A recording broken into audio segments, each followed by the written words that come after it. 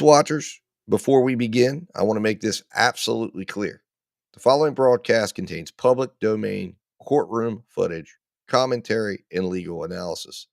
This content is presented under the fair use doctrine as defined by 17 U.S.C. 107 and is protected by multiple Supreme Court rulings, which you see below. This stream is transformative, educational, and journalistic in nature. It includes original commentary, trial breakdowns, legal interpretation, and critical analysis, not raw redistribution.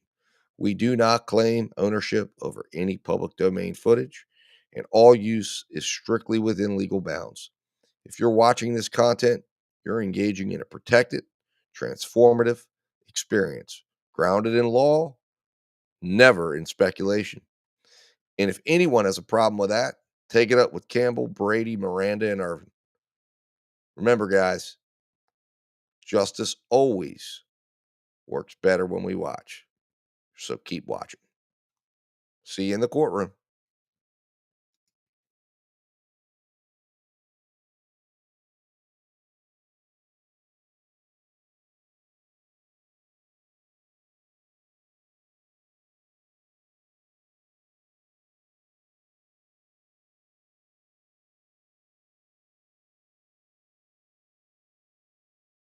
To the juror.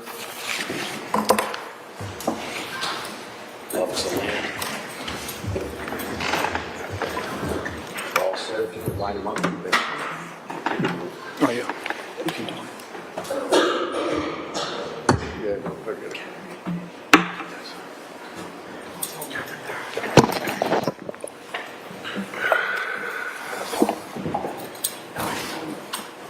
Just remember, whatever you say, if this is not by flag.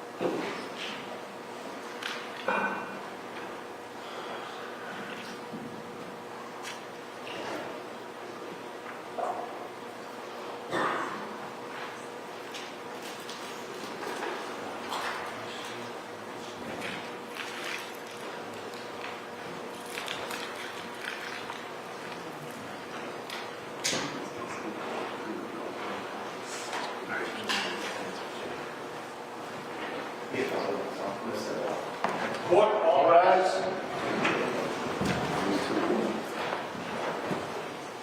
You may be seated.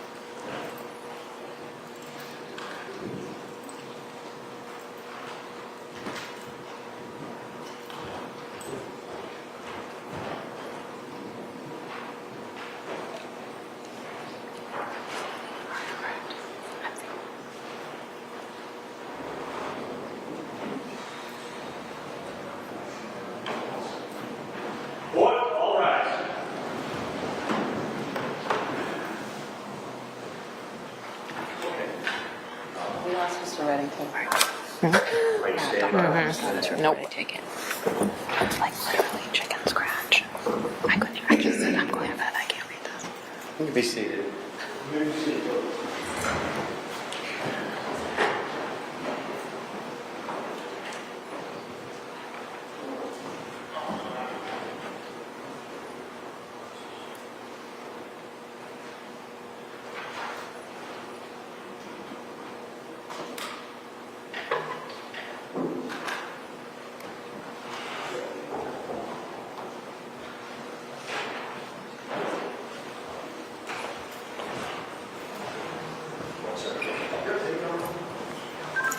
Mike, we're all set.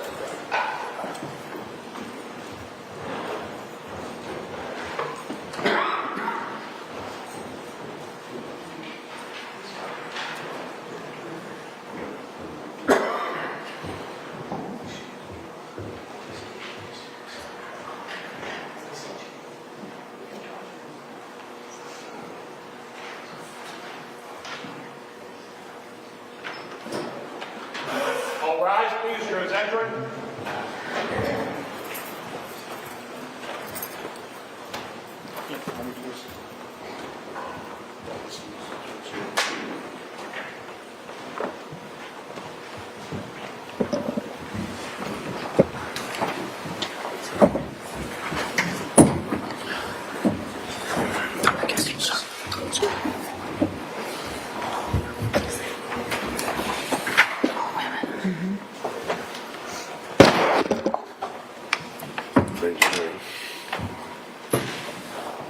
Hear ye, hear ye, hear ye. All persons having anything to do before the Honorable Judge Lau, Justice of the Norfolk Superior Court, now sitting in Dedham, within and for the County of Norfolk, for the transaction of criminal business. Draw near, give your attendance, and you shall be heard. God save the Commonwealth of Massachusetts and this Honorable Court. This court is now open. You may be seated. For the record, before the court is Commonwealth versus Ingolf Tuerk, 20 CR 138. The parties are present. Our 16 jurors are present. The matter is on for trial. Okay, Margaret, do you need to do anything? Sure, I'll ask some questions. Okay, welcome back, jurors. Thank you for your patience. Let me just ask all of you. So I asked you individually before you left here, either Tuesday or yesterday, to follow some instructions that I gave you about not talking about this case or any other case. Was everybody able to follow those instructions? Yes. Okay, if you were not able, please raise your hand. All right, no hands are being raised. Ms. Sandal's going to go through some preliminary matters, then I'm going to give you some brief instructions, and then we're going to get into opening statements. Thank you. So we're going to first swear you in as trial jurors. So if you could each stand and raise your right hand. Do each of you solemnly swear that you shall well and truly try and true deliverance make between the Commonwealth and the defendant at the bar, according to the law and the evidence, so help you God? Yes. Thank you. Please be seated. Members of the jury, hearken to this indictment. Norfolk Superior Court Criminal Action Number 2082CR 00138, Offense 1, charging murder in the first degree. Commonwealth of Massachusetts, Norfolk to wit, at the Superior Court begun and holden at Dedham, within and for the County of Norfolk, on the 5th Wednesday of July 2020, the jurors for the Commonwealth of Massachusetts on their oath present that Ingolf Tuerk of Dover in the County of Norfolk, on or about and between May 14th and 15th of 2020, at Dover in the County of Norfolk, did assault and beat Kathleen McLean with intent to murder such person, and by such assault and battery did kill and murder the said Kathleen McLean in violation of Massachusetts General Laws, Chapter 265, Section 1. To this indictment, the defendant at the bar pleads not guilty, and for trial places himself upon the country, which country you are. You are sworn to try the issues. If he is guilty, you will say so. If he is not guilty, you will say so and no more. Members of the jury, hearken to your evidence. Okay, so jurors, you'll be responsible for deciding this case. Please pay close attention to the evidence you will see and hear during this trial. When the evidence is complete, I will explain the legal rules that you must apply to decide this case. You'll then meet together in private to consider the evidence, apply those rules, and work together to reach a verdict. Before we start the trial itself, I'll give you some initial instructions. I'll explain the indictment that the clerk just read out loud and describe what will happen during the trial. I will then explain my role as the judge, the lawyer's role, and your role as jurors. I will discuss some of the legal rules that apply in this case, and I'll explain some important things that you must do and that you must not do during this trial. You may have noticed there is a camera in the courtroom. Please know the cameraman is not permitted to show any juror at any time during the trial. That is, the cameraman is prohibited from broadcasting or recording any images of jurors. I suggest that you ignore the camera and not let it distract you. A moment ago, Ms. Sandel read the language of the indictment in this case. An indictment is a legal document that formally accuses someone of a crime. In less formal terms, the indictment in this case charges the defendant with committing murder. The indictment is not evidence in this case, and the fact that the defendant is facing this charge does not mean that he is guilty of committing any crime. An indictment is merely a piece of paper that formally charges someone to get them to trial in the superior court. As I told you when we were choosing our jurors, the defendant has pleaded not guilty to the charge. At the end of the trial, you will decide whether the prosecution has proved the charge beyond a reasonable doubt. When I finish with these initial instructions, the prosecutor and the defense counsel will make opening statements. An opening statement is a summary of what the lawyer expects the evidence will show. After the opening statements, you'll hear testimony from various witnesses. The evidence may also include documents and other things. The prosecution will call witnesses first, then the defendant will have a chance to call additional witnesses if he chooses to do so. Both sides may question each witness. Again, you must remember the defendant is presumed to be innocent and has absolutely no obligation to call or question witnesses or to present any evidence at all. After you see and hear all the evidence, each side will make closing arguments to summarize the evidence and to suggest conclusions you may reach based on the evidence and the law. The lawyer's opening statements and closing arguments may help you make sense of the evidence you hear and see during the trial, but the openings and closings are not evidence. At the end of the trial, I'll instruct you in detail on the legal rules you must apply in deciding this case. You will then discuss the case in private and work together as a jury to reach a verdict. Now, my job as the judge in this case is to make sure the case is tried fairly, efficiently, and according to the law. I must make sure that you hear and see only evidence that is allowed under our rules of evidence. Those rules determine what evidence the lawyers may and may not present to you. The purpose of these rules is to make sure that what you see and hear in this trial is relevant to the case and appropriate for you to consider. If one of the lawyers says objection, that means the lawyer thinks that a particular answer or exhibit violates the rules of evidence. If I am not persuaded by the objection, I will say overruled. That means that the witness may answer the question, or the other party may show you the exhibit, and you may consider the answer or exhibit as evidence. If I instead say sustained, that means the witness may not answer the question, or the party may not show you the exhibit, because under our rules, you may not consider the answer or exhibit. If I sustain an objection, you may not talk about or try to guess what the evidence might have been. There may be times when I instruct you to disregard something or allow what we call a motion to strike something that you have already heard or seen.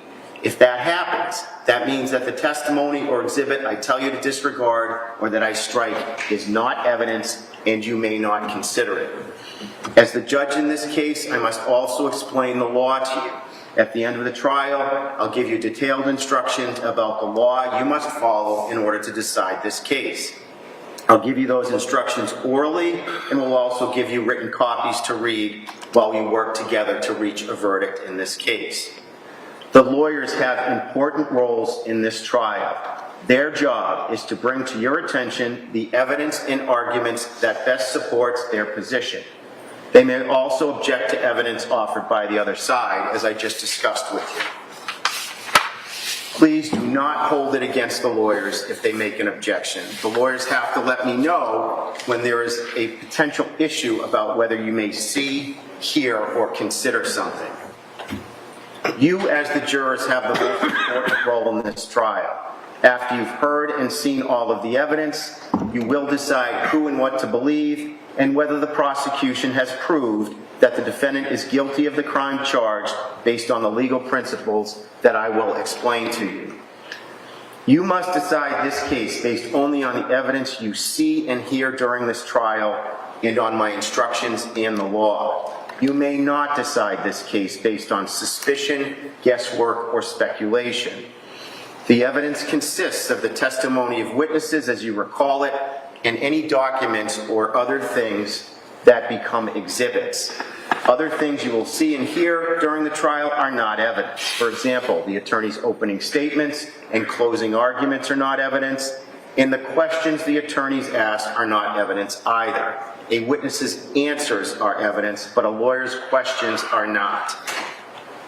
Now, a very important part of your job as jurors is to decide who and what to believe. Whether testimony is contradicted or not, it is up to you to decide whether you believe it. You may believe everything a witness says, part of it, or none of it. The same is true of each exhibit. You must decide whether you believe what it shows or not.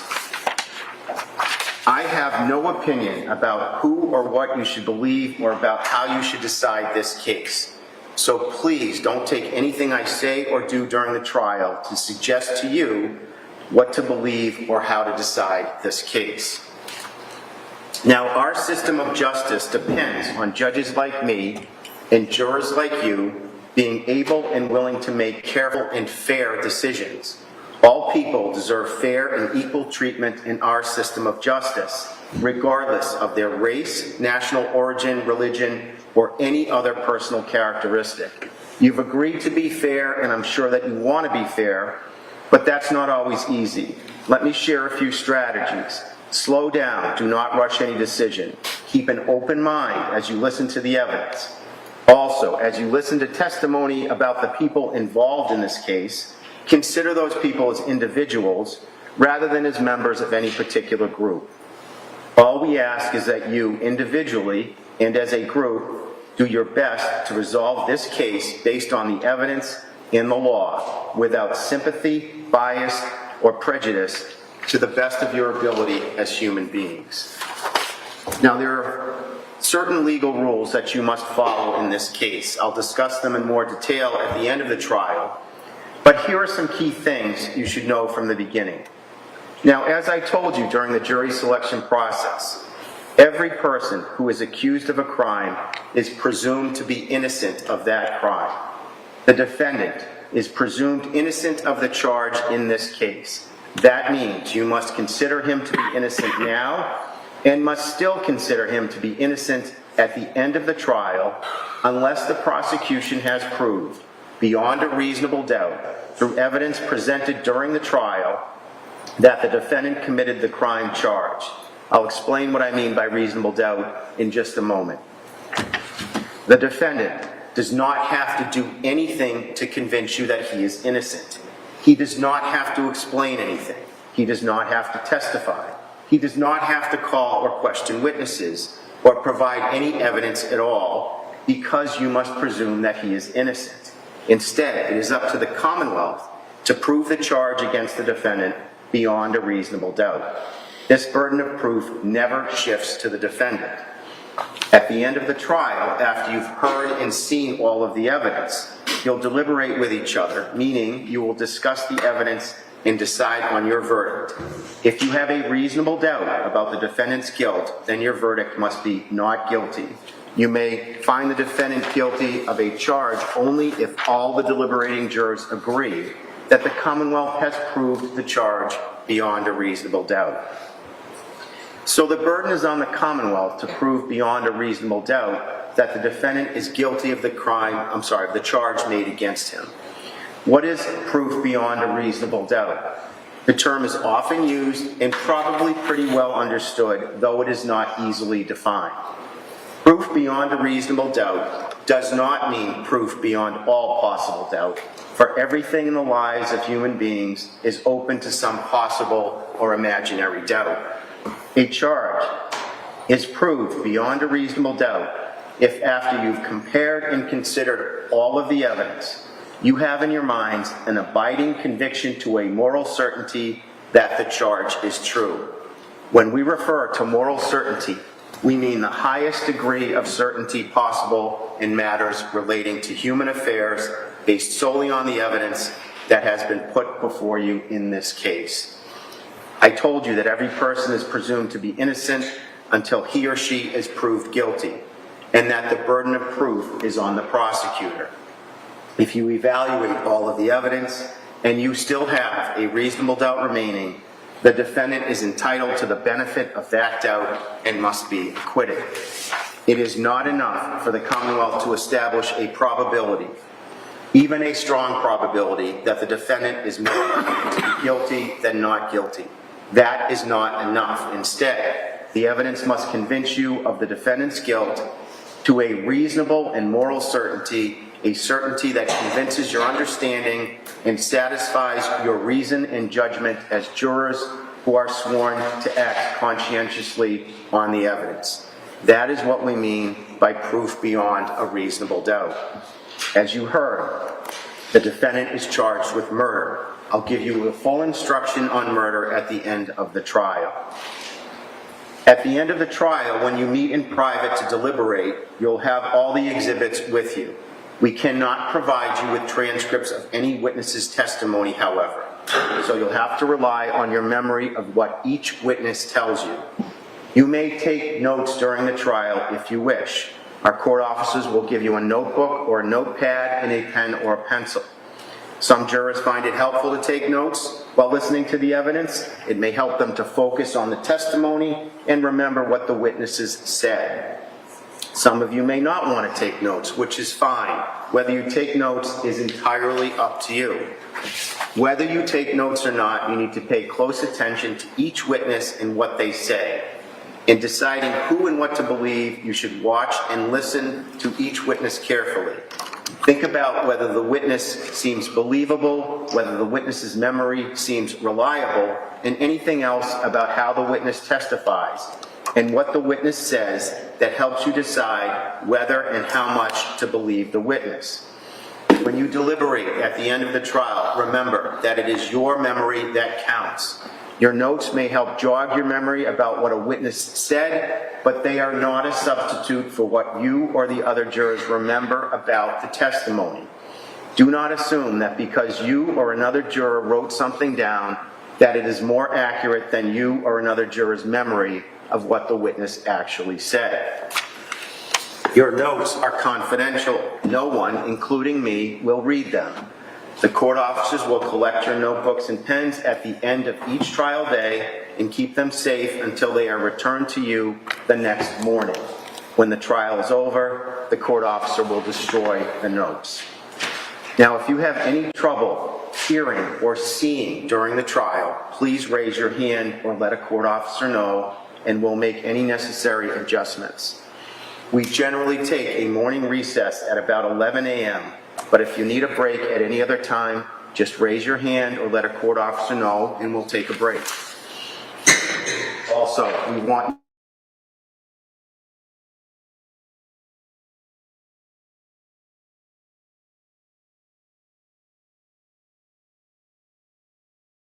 Please know, that is not to distract you. It is merely to make sure that we keep the many other cases in this building moving forward, so don't pay any attention to it.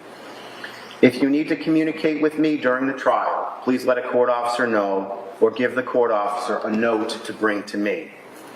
Finally, there are a few things that you need to do and other things that you must not do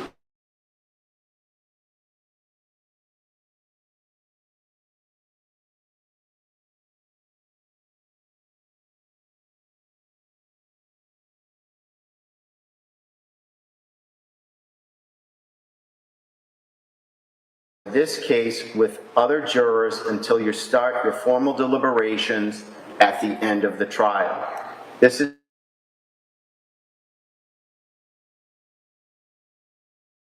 in the middle of the trial. Do not talk or communicate with anyone else about this case until after you reach and deliver your verdict and I tell you that you have completed your jury service.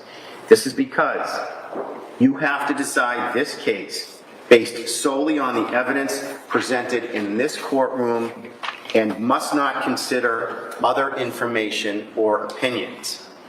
When I say that you may not communicate with anyone about this case before you've reached a verdict, that means you may not do so in any way, including through a cell phone or other device. So until you reach a verdict, you may not text, chat, email, tweet, blog, or post anything about the case using social media, other electronic media, or anything else. You have to wait until the trial is over and you've reached a verdict before you say anything about this case to anyone else. You may not talk to the lawyers, the parties, or the witnesses during the trial.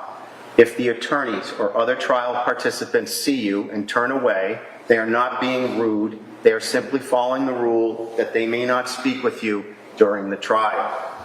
During this trial, you must not read, watch, or listen to anything about this case that may appear in any news media, social media, or any other source. If there's any press or other coverage about this case, you must ignore it. Do not do any research or investigation about the case online or in any other way, or have anyone else do that for you. Do not visit any place mentioned during the trial. Do not Google or search for the names of anyone participating in this case or anything else about it. Again, this is because you must decide this case based solely on the evidence in the law presented to you in this courtroom. The instructions I just gave to you apply not only to this case, but to the case starting in this courthouse next week, the Commonwealth of Massachusetts versus Karen Reed.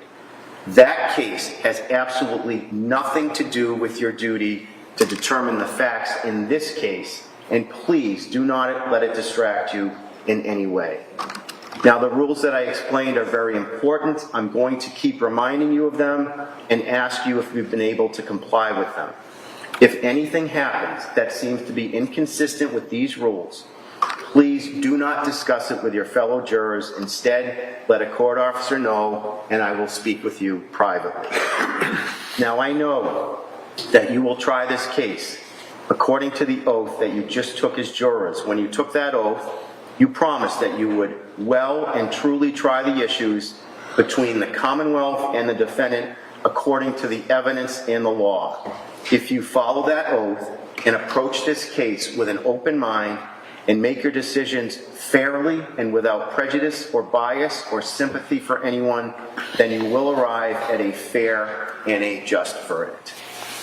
Okay, thank you, jurors. It's now time for opening statements, so I'm going to turn it over to Ms. Beatty. Thank you, Your Honor.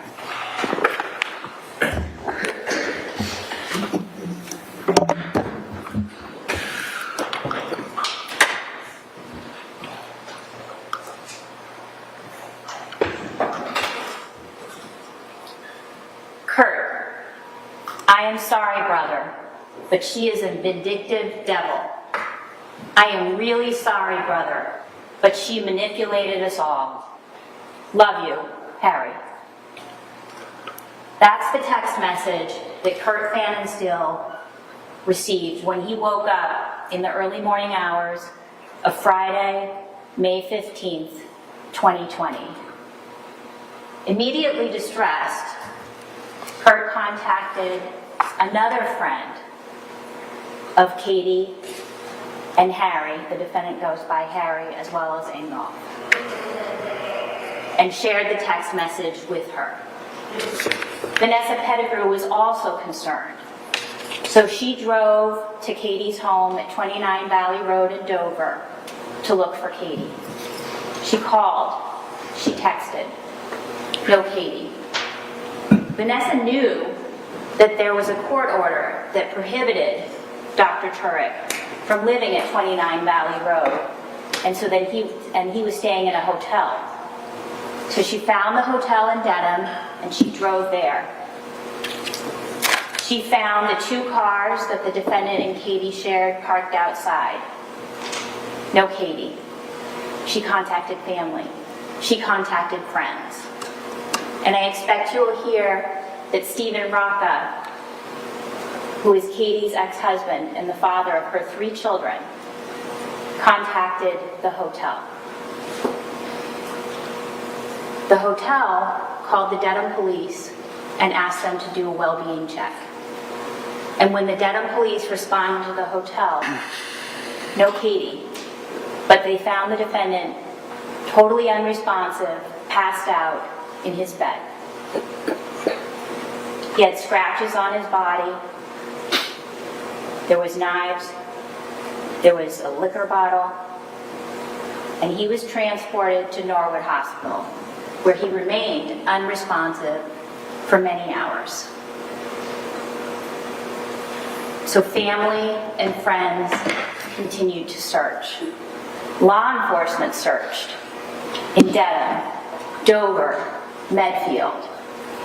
Her phone was pinged, and it covered a wide area. So law enforcement was searching in the woods with dogs. No Katie. There was concern that she could be injured in those woods. All day Friday, no Katie. On Saturday, the police learned that Dr. Tuerk had woken up and they wanted to speak with him. You will hear from personnel at Norwood Hospital and from the police about the procedures that needed to be followed, in part because of COVID, because this was during the height of the pandemic and things were more complicated. So it wasn't until after 5 o'clock on Saturday that the police were able to meet with Dr. Tuerk.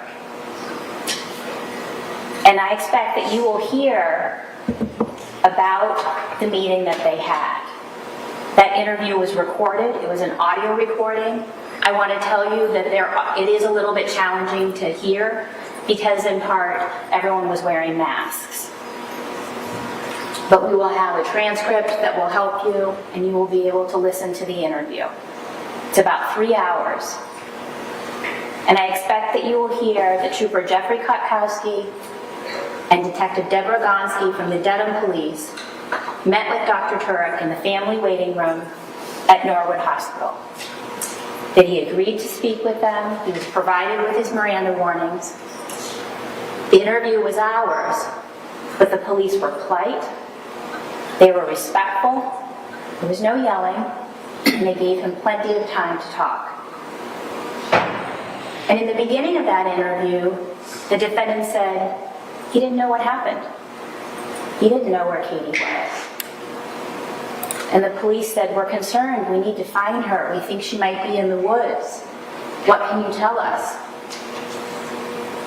And eventually, as they talked more, he told them about what happened, about what he did, about the circumstances at 29 Valley Road. He explained that he and Katie had been having some marital problems and that they had separated.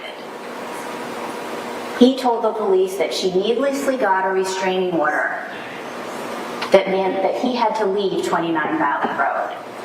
And so he bounced around and he was having a hard time finding a place to stay, that he ended up in Florida.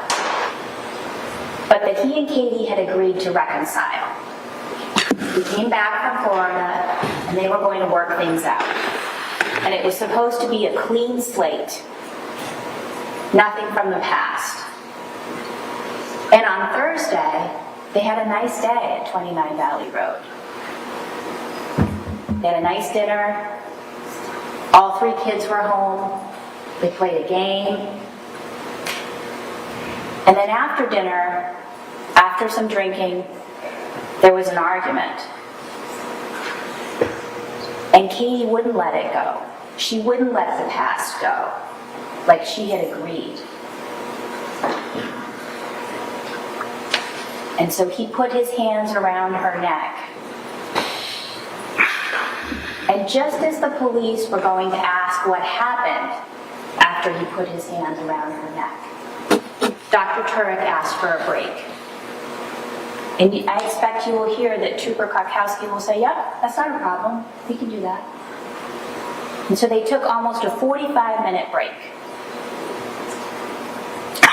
And when Dr. Tuerk came back, it was different. His tone was different, more resolute, and he almost immediately provided a lot of information. Something else had changed. Detective Gonski had left the room, and Detective Richard Porro was in the room.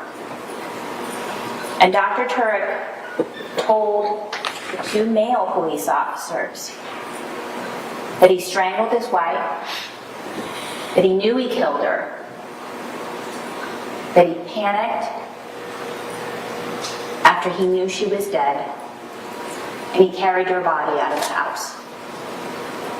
And the police said, we need to know where she is. We can't leave her out there. And so he told the police directions for how to find her. In the course of this trial, you will hear a lot of information and evidence about the investigation that was conducted before Dr. Tuerk told the police that he strangled his wife and after. You will hear from the police who followed the directions, who went to the pond at 1 Francis Street in the night, in the dark, and who recovered Katie McLean's body from that swampy water. Dressed only in leggings, covered in dirt and debris. You will hear about her shirt recovered on a branch outside the pond. You will hear about 2 large rocks recovered from inside her pants. You will have a chance to see how heavy they are. The rocks that were meant to hide her, to cover up what he had done. And in the course of this trial, you will hear from the medical examiner who examined Katie McLean's body, who conducted an autopsy, and about her findings of strangulation, of head injury, and from a DNA analyst about the DNA that was found under Katie's fingernails. And in the course of this trial, you will also hear evidence about the defendant's anger towards Katie McLean. Evidence of anger that will prove that he is guilty of first-degree murder.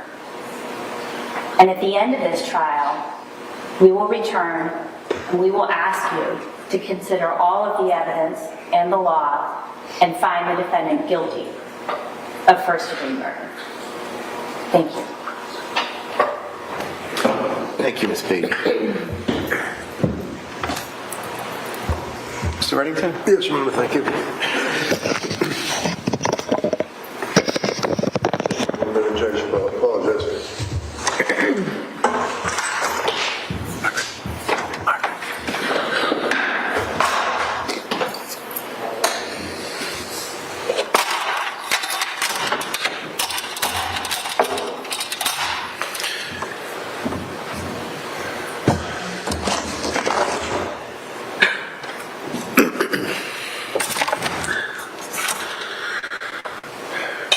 Thank you.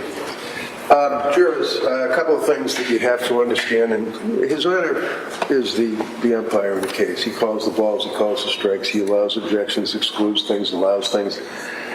What I say is not evidence, what the DAs say is not evidence. What's evidence are what you people determine the facts of this case to be, consistent with your life experience, which is obviously very important.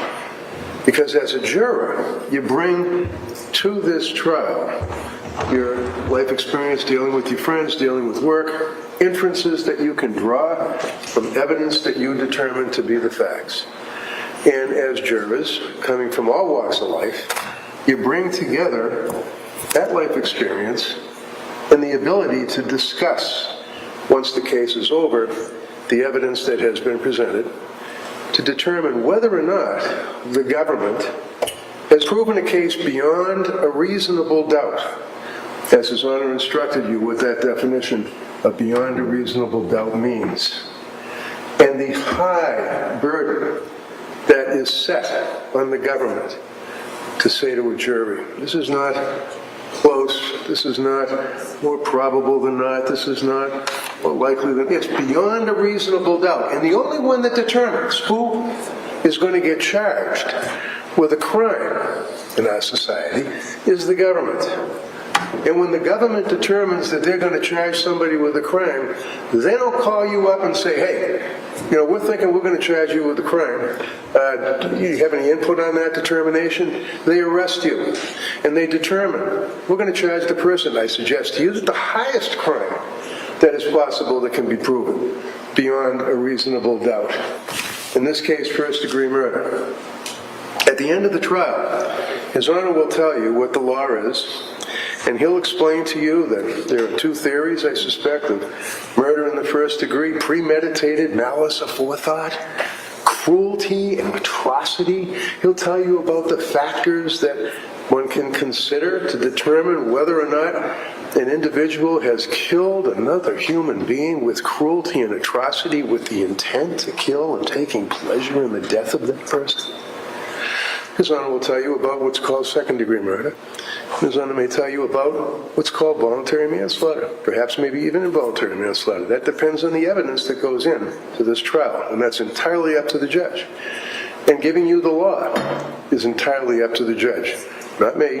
At the end of the case, you're going to be able to have his instructions, and then you take the facts that you determine to exist, and you match it up to the law, and you make a decision as to whether or not the government, not the defendant, the government has proven guilt beyond a reasonable doubt, and if so, to what degree? Now, how do you do that? Well, you come in here, you may say, I'm not really capable of determining credibility. Well, yeah, you do it every day. And you bring that life experience into the jury room. And you factor that in when you weigh the testimony of a witness. And you notice the witness stand is right here. It's right next to you. And the reason it's right next to you is so that you as consider whether or not the witness, to your determination, has a dog in the fight, as they say. Are they gilding the lily? Are they adding anything? Are they trying to portray something because they have a reason to want to portray something? That's all up to you. Credibility determinations are left to the jury. So what do we have here? You have a man who's on trial for murder, Harry Tuerk, and by the way, he's a doctor, he was a doctor, he is a doctor. He never liked to go by the term doctor. He was always Harry. You're going to hear evidence that he was always Harry, that he was a gentleman who was a urologist, dealt with kidneys, dealt with prostate, and was a surgeon. You're going to hear evidence that Harry was born in East Germany, and as a kid he grew up in East Germany. Went to the East German schools. When he graduated from high school, he went into the East German Air Force. Served in the East German Air Force for a number of years, got out, went to med school after he graduated from college. Became an accomplished physician, an accomplished surgeon. The wall came down, he was able to leave East Germany, and he, like a bat out of hell, got out of East Germany and came over to the United States. When he came over to the United States, at the age of 42, he learned English. Didn't know English. You'll hear him testify. He's going to testify in this case. Sounds like Arnold Schwarzenegger. But he knows English, and he speaks very, very good English. Self-taught. In the United States, he became not just an accomplished surgeon, but he was one of, if not the best, as far as reputation worldwide for robotic prostate surgery. Those hands saved hundreds of lives and took one.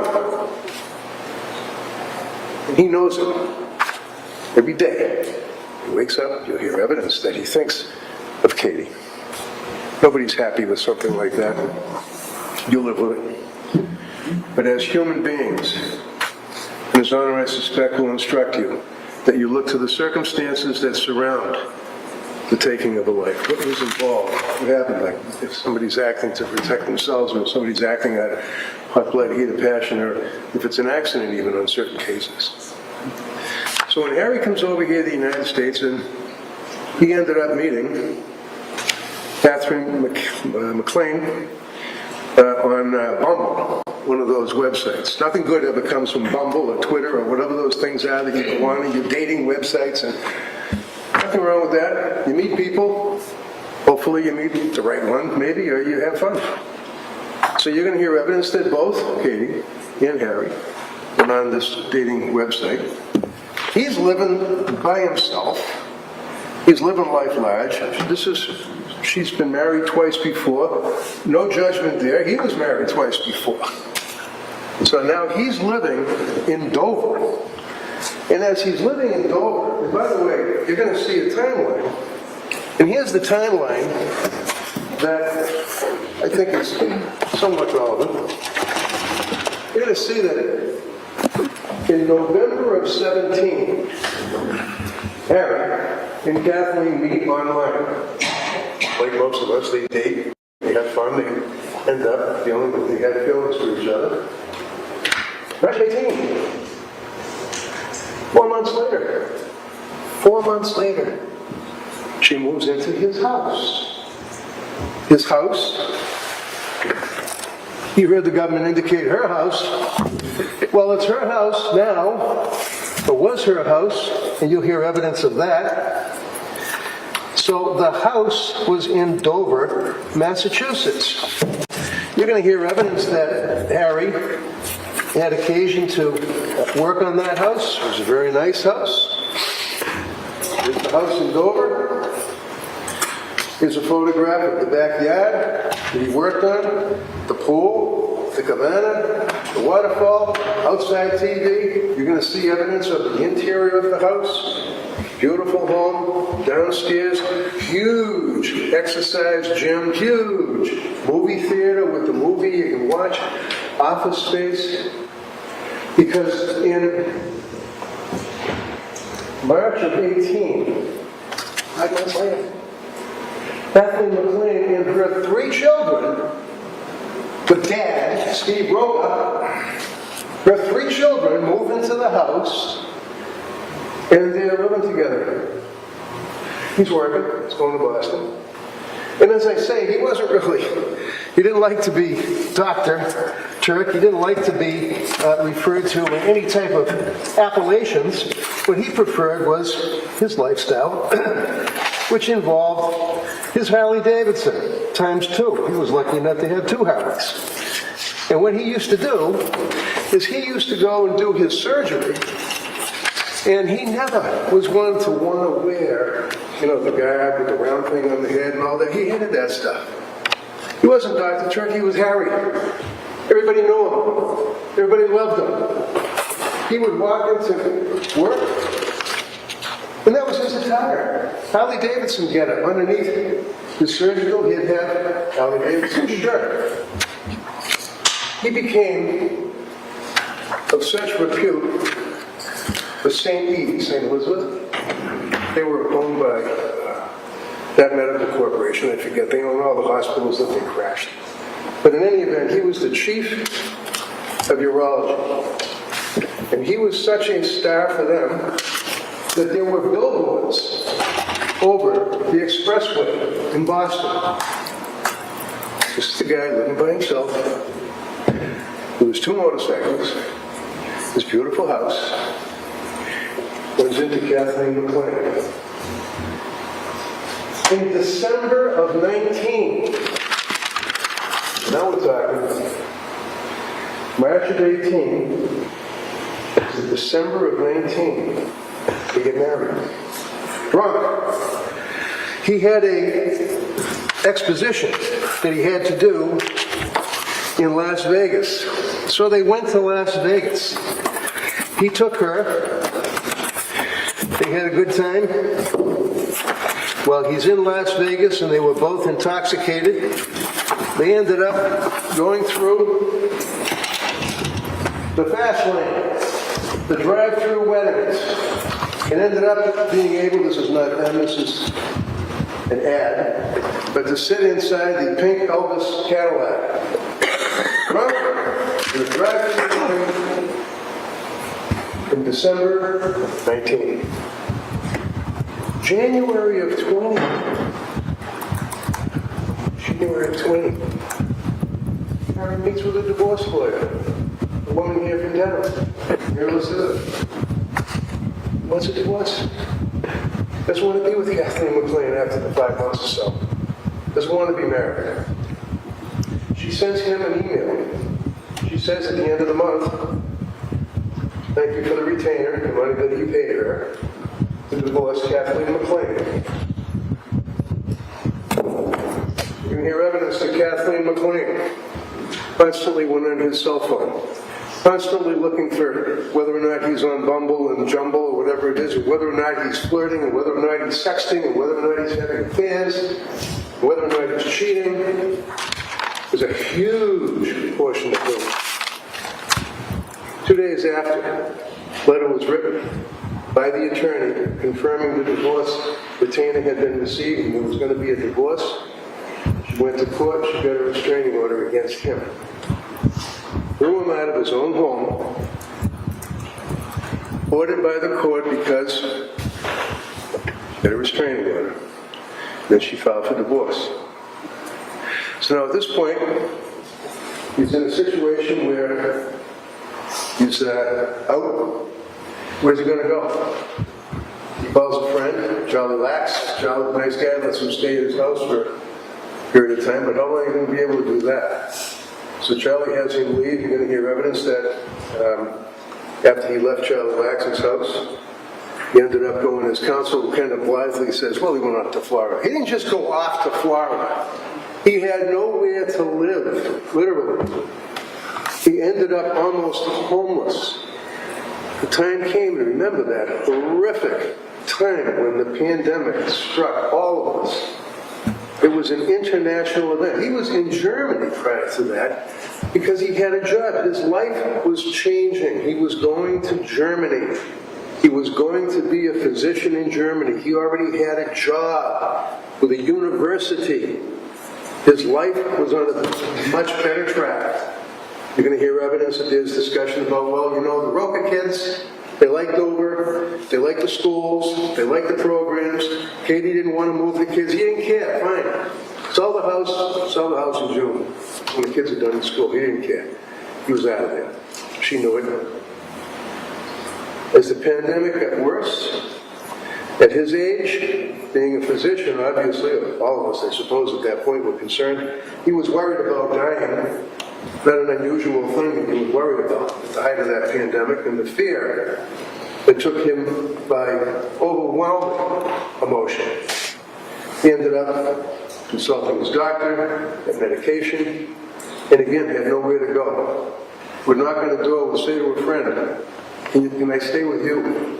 And they'd be like, dude, I'm sorry. No, but there's stuff going on.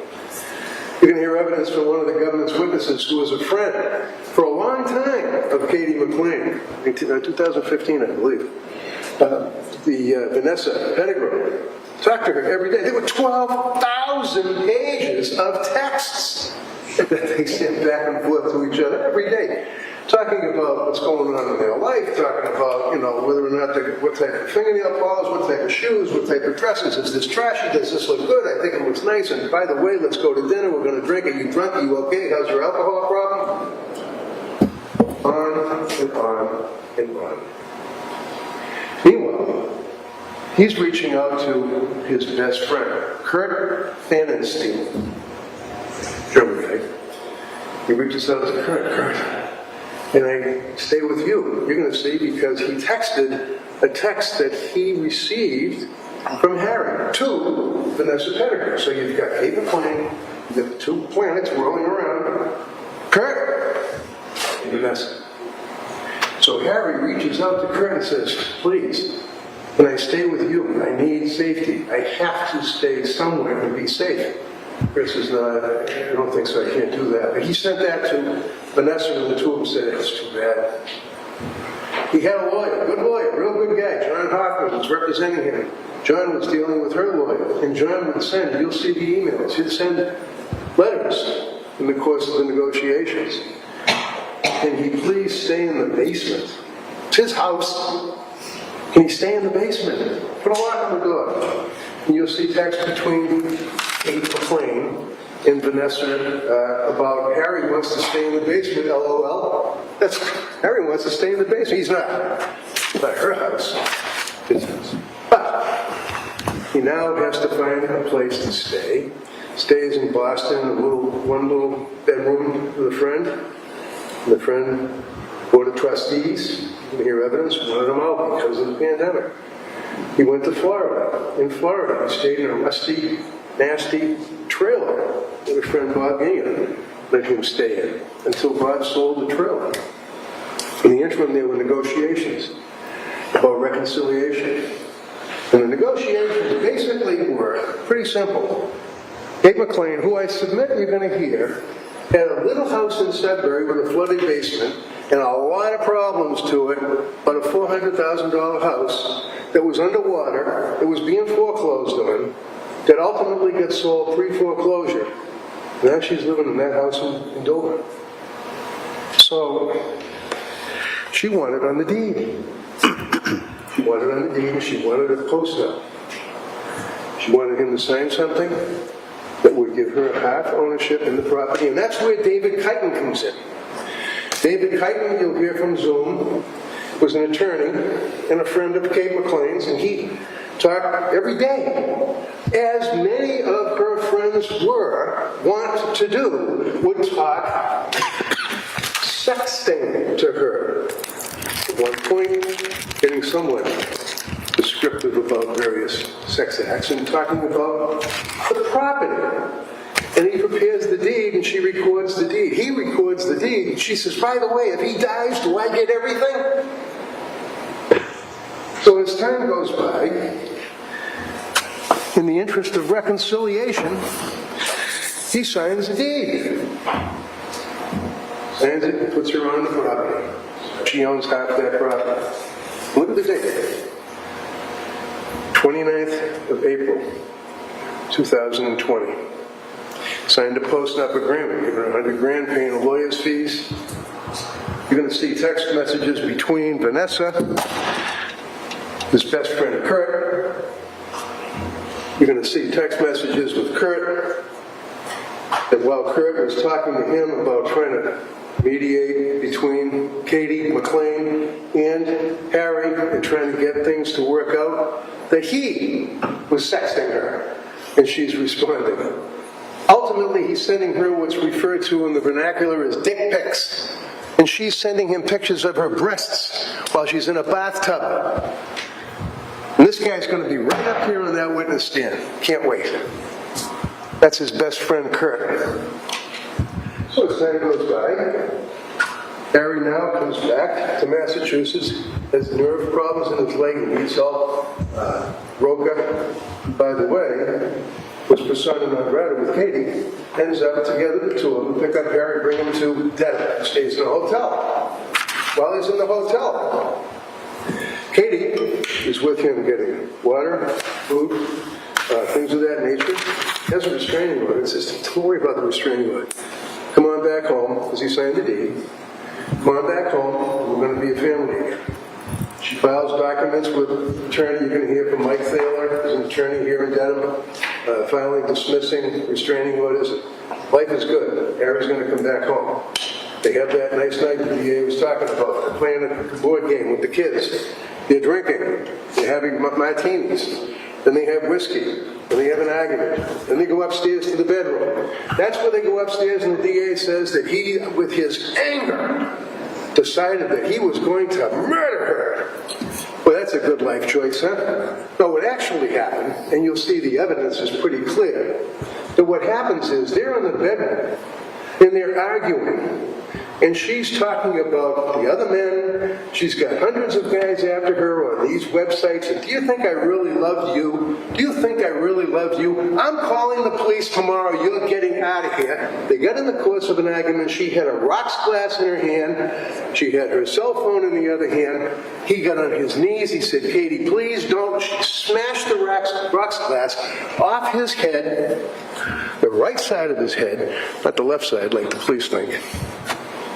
At that point, with one hand, the size of that hand, the strength of that hand, he grabbed her, snapped the highway, she died. You're going to hear evidence from Dr. Lapasada, pathologist from Rhode Island. Dr. Lapasada will tell you that a lot of what appears to be in any of these pictures that His Honor asked you about, can you handle looking at these pictures that are not pleasant? There's twigs and leaves and stuff on the pond. There's what appears to be bluish skin on the face. A lot of that is from lying face down in the pond, in the pooling of blood, post-mortem. You're going to hear evidence that death was within seconds. He panics, doesn't know what to do. This is post-homicide conduct. The deed is done.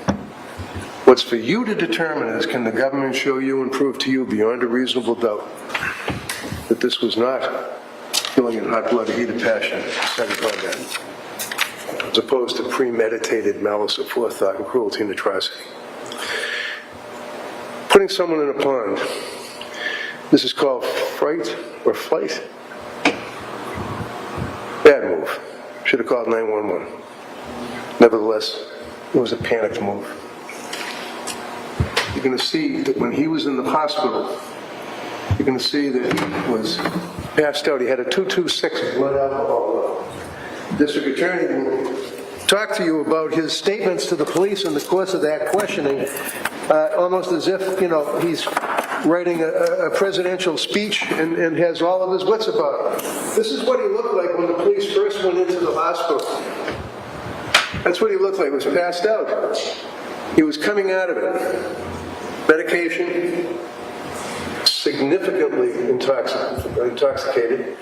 Medical records indicating that the doctors at Norwood believed it was attempted suicide by alcohol poisoning. In the course of talking to the police, and you're going to hear the video, hear the audio, you're going to see, I submit to you, that he was confused with a lot of questions, but nevertheless was trying to be a gentleman, was trying to be cooperative. Police officers noticed his wrist. He tried to kill himself in a state of despondency. Total misery. That, members of the jury, is the evidence that will be presented to you, and ultimately at the end of the case, it's up to you to determine whether or not the government has proven this case to what degree, if any, beyond a reasonable doubt. And you heard the magistrate, Margaret, indicate to you that you as a jury pass between the defendant. Even though we call people that are charged with a crime a defendant, the person, as His Honor said, doesn't have to defend against anything. Government's burden of proof, but nevertheless, you as a jury pass between the defendant and the Commonwealth, the DA's office, the police, crime labs, all the rest of it. You pass between the government and the defendant, who has placed himself on his country, which country you are. And that she then went on and said, and you are charged with hearing the evidence on your oath that you took as jurors. We are confident and appreciate, because it is a service, when jurors come and you take time out of your lives, knowing that that protects all of us, that we have a right to go before a jury of our peers to determine whether or not the government has proven a case beyond a reasonable doubt. At the end of the case, you get a chance to do a closing argument. Again, what I say is not evidence. What the DA says is not evidence. What's evidence is what you hear from here, photographs, exhibits, things of that nature. Thank you. Okay, thank you. If we're going to pass out the notebooks and pens at this time, I'm just going to see counsel at sidebar, please.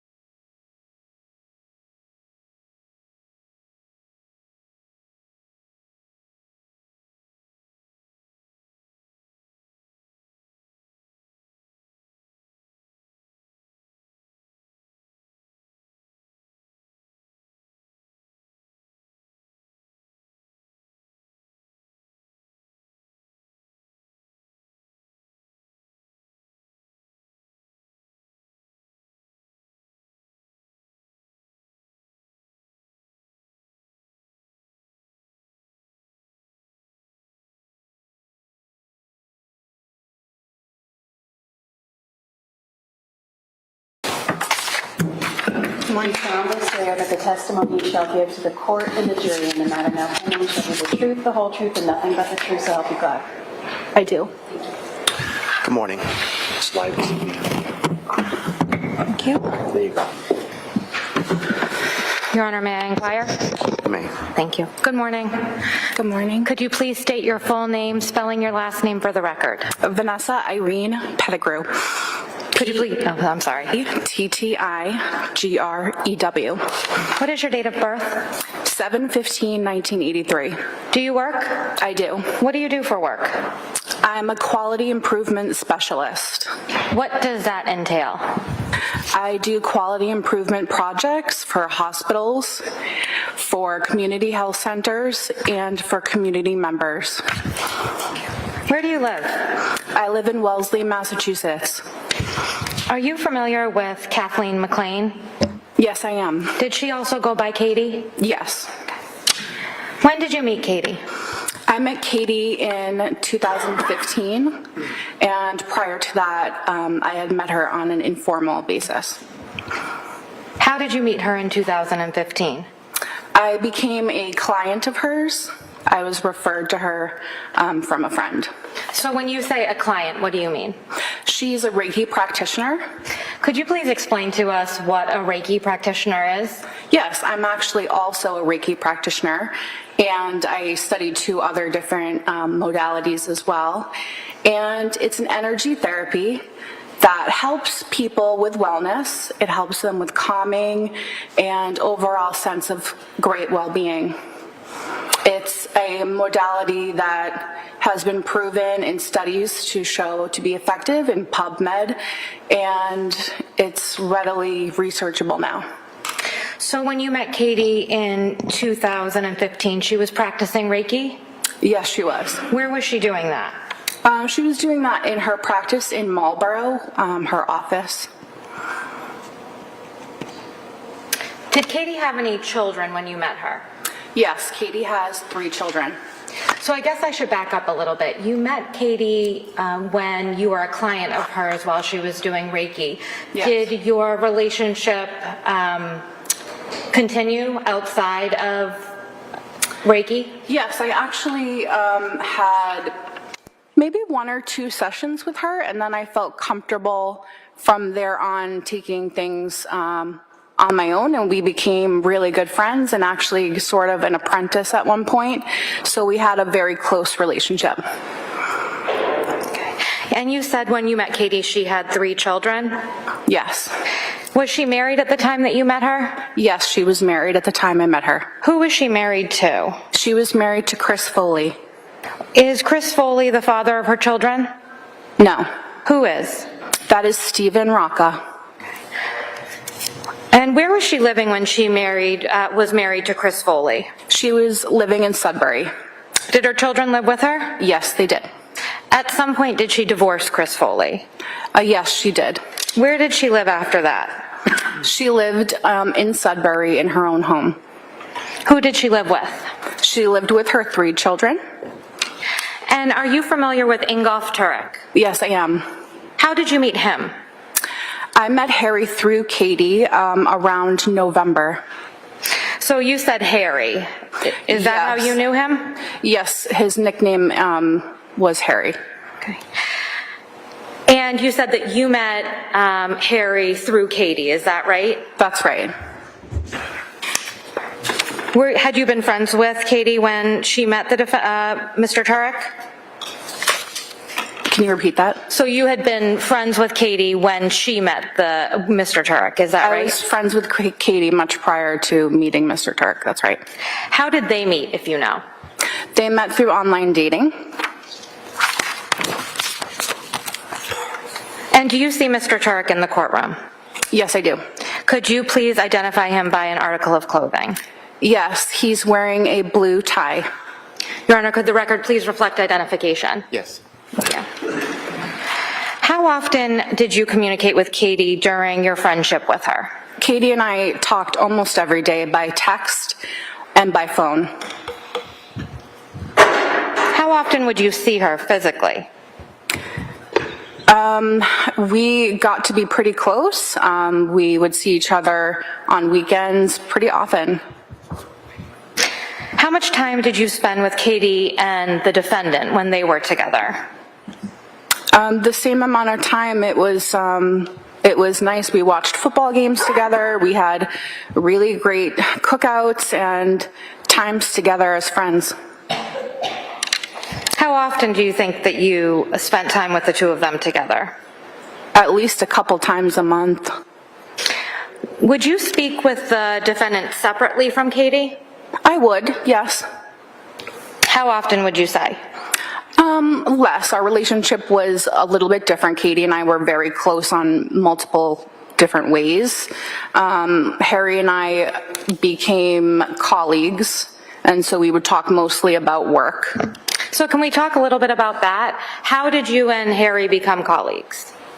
I applied to St. Elizabeth Medical Center as a surgical technologist, and I had a coworker that already worked there. Her name was Patricia McNamee, and she was the VP of Perioperative Services that I worked prior with her at Beth Israel.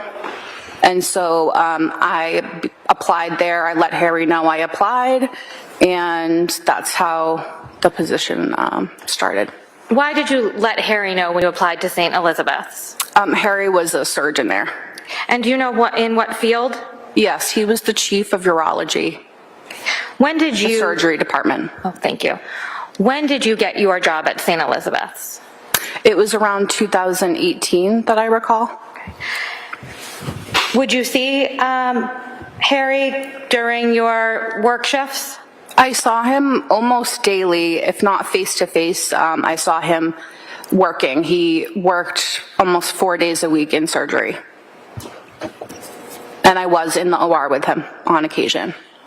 About how many times were you in the OR with him? Off the top of my head, at least 20, if not more. And how was the defendant referred to while he was at work? Most people called him Harry or Dr. Tuerk.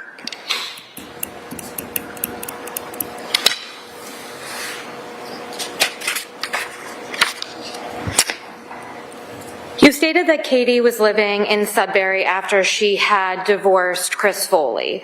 Is that right? That's right. Was she living there when she met the defendant? Yes, she was. She had a lovely house in Sudbury. At some point, did her living situation change?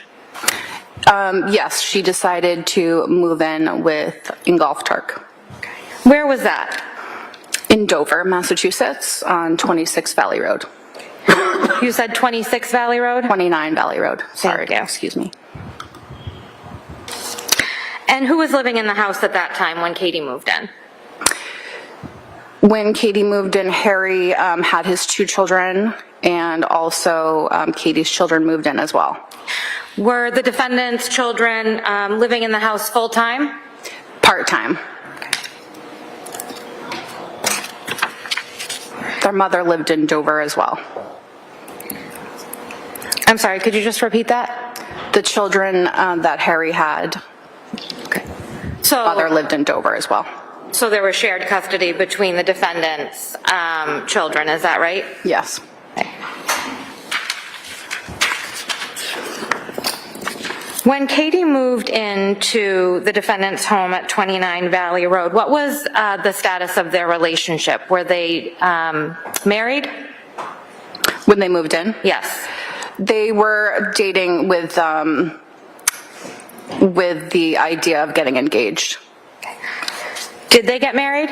Yes, they did. When was that? It was in December. Were you at the wedding? I was not. It was in Vegas. How did that come about, if you know? They had been talking about getting married for a long time in their relationship, and they had talked back and forth about getting married in Vegas a number of times.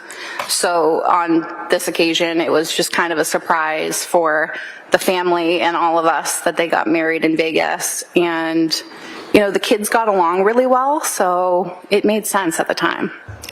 Were the kids at the wedding in Vegas, if you know? Not that I know of. So it was just the 2 of them that went on a vacation and ended up getting married? Yep, private moment. Mm-hmm. And after they got married, did they continue to live at 29 Valley Road? They did.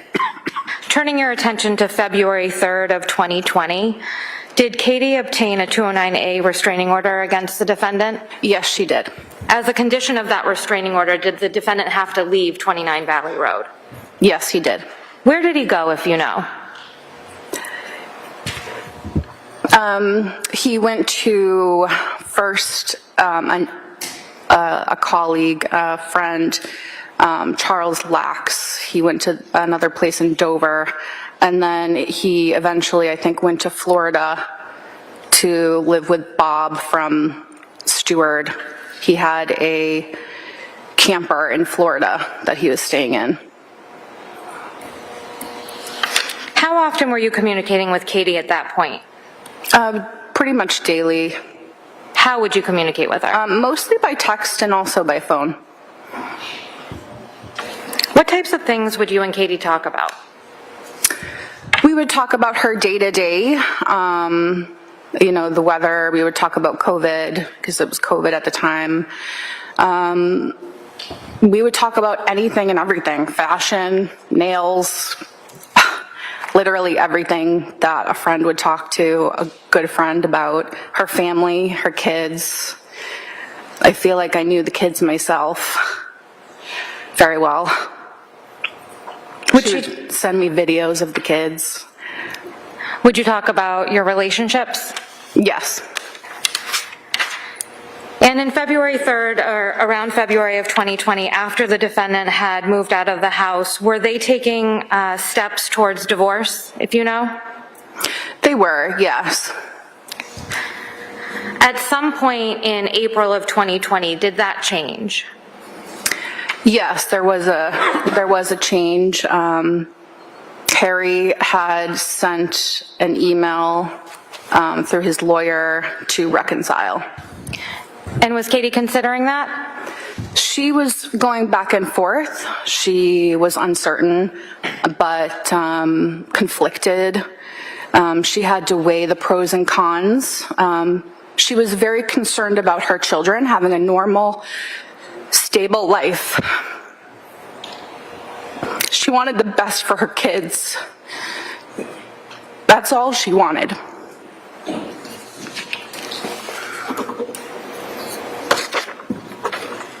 And did they move towards reconciliation, if you know? They did. And how did that happen? Like I said, Harry's lawyer reached out that he wanted to reconcile, and they started the process. I believe there was a prenuptial agreement, and there were several things that they had to decide upon with each other that they would do moving forward to make it work, including having Dr. Tuerk undergo some psychiatric help and to refrain from alcohol. Excuse me. Sustained. Please disregard that last answer is stricken. Next question, please.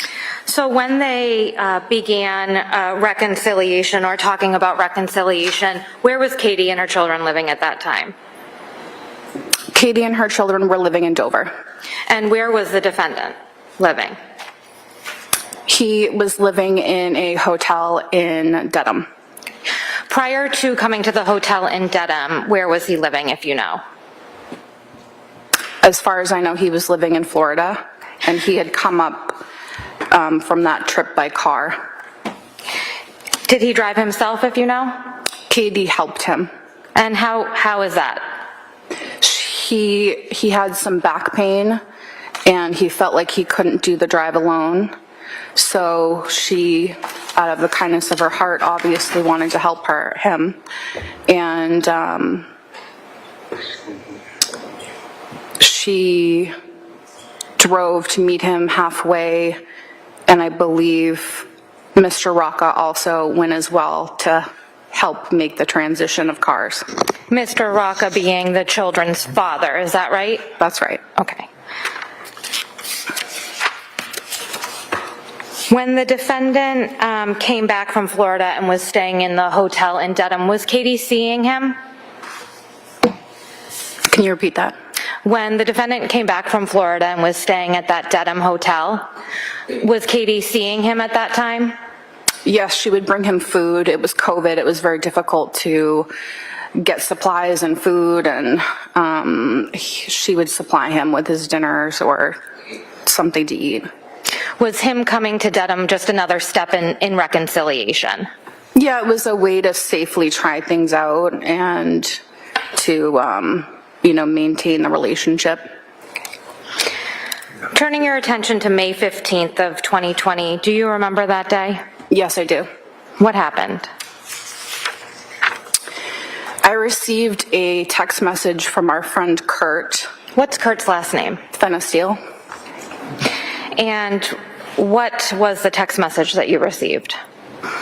I received a message believed to be from Harry, and he made a kind of alarming statement to Kurt, and we didn't really know exactly what it meant. So I think I'm going to back you up just a little bit. Approximately what time was the first text message that you received from your friend Kurt? It was around 8 o'clock in the morning. Okay. And what was that first text message that you received, if you can recall? I remember the context of the message. It basically said, "Sorry, brother," and said that Katie was a devil. And she manipulated everybody. Prior to receiving that text message, did you receive another text message from Kurt?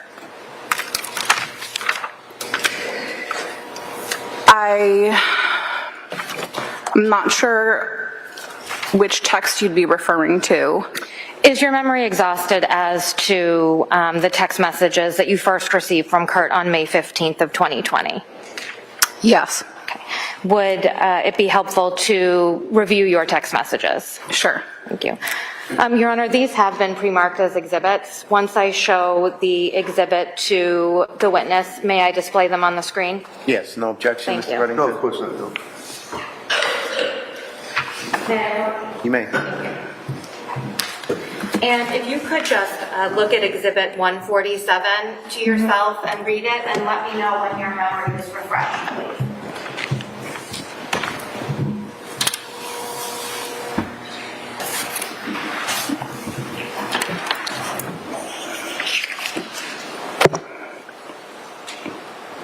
Okay, I understand. Okay. And what was that first text message that you received from Kurt? He was asking me to call him as soon as possible. And what else did he say? He said we might have a popcorn situation. What did that mean to you? I'm sorry, can you repeat that? I didn't hear it. We might have a what situation? We might have a popcorn situation. Okay, thank you. And what did that mean to you? Action. Overall, she can answer it. Popcorn was a code word if Katie needed anything from Kurt and I immediately, that we would be able to respond to her as soon as possible.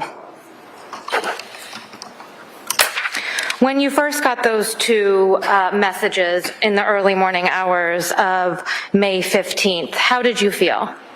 Objection. I felt... Stay. Next question. Okay. Ms. Gilman, could you please put exhibit 147 on the screen?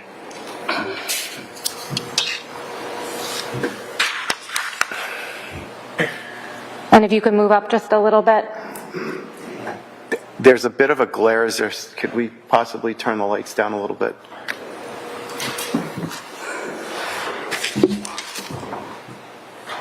Is that better, Juris? Yes. Okay. All right. Thank you. And Ms. Gilman, if you could just move the screen down a little bit. Thank you. And Ms. Pettigrew, are those the two messages that you received from Kurt on May 15th? Yes, they are. Okay. And did you receive a third text message from him? Yes. And what was the third text message that you received from him? The third text message was a copy of a text from Harry. And what did that text message say? That text message said, "I'm sorry, brother. Katie's the devil, and she manipulated all of us." Ms. Gilman, could you please move down to page 2? And there's a text message in green on page 2 of exhibit 147. Is that the text that you received from Kurt that morning? Yes. And what does it say? "Kurt, I am sorry, brother. If you need to refer to the exhibit in front of you, if that's easier to read, I know the screen is somewhat far away. I apologize for that. Kurt, I am sorry, brother. But she's a vindictive devil. She played us all. I am really sorry, brother, but she manipulated us all. Love you, Harry." After receiving that text message, what did you do? After receiving this text message, I tried reaching out to Katie, and Me and my husband, we got into the car and we tried to, the first thing we thought of was, and what I thought of was to check on the children. And where did you go? We went to the house at 29 Valley Road. When you got to the house, what, if any, cars did you see there? I didn't see any cars. What did you do when you got to 29 Valley Road? I rang and knocked on the front door several times. We didn't get an answer, so we got back in the car and we tried to find where Harry's hotel was. How did you do that? We knew it was in Dedham, and we just tried which hotel we thought it might be. What happened while you were looking for the hotel that the defendant was staying at?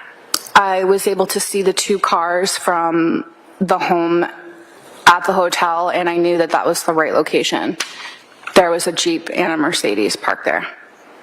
What did you do when you saw the Jeep and the Mercedes parked there? I took a picture of both, and then I went inside, and I'm going to stop you there. Ms. Gilman, could you please put Exhibit 118 on the screen?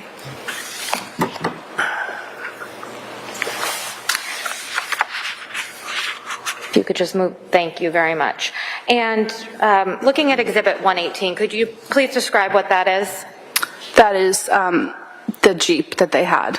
Is that the photograph you took when you went to the hotel in the early morning hours of May 15th? Yes. Ms. Gilman, could you please put Exhibit 117 up on the screen?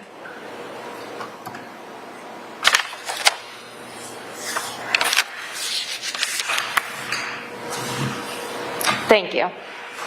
And what is depicted in this photograph? A Mercedes. And whose Mercedes is that? That is also one of the family vehicles. And was that in the parking lot in Dedham on the early morning hours of May 15th? Yes, they were next to each other. To your knowledge, who normally drove the Jeep? Harry liked the Jeep, so Harry would drive the Jeep. What about the Mercedes? Often Katie would drive it, but they would occasionally switch up the vehicles. When Harry was living in Florida, which car was Katie driving? She was,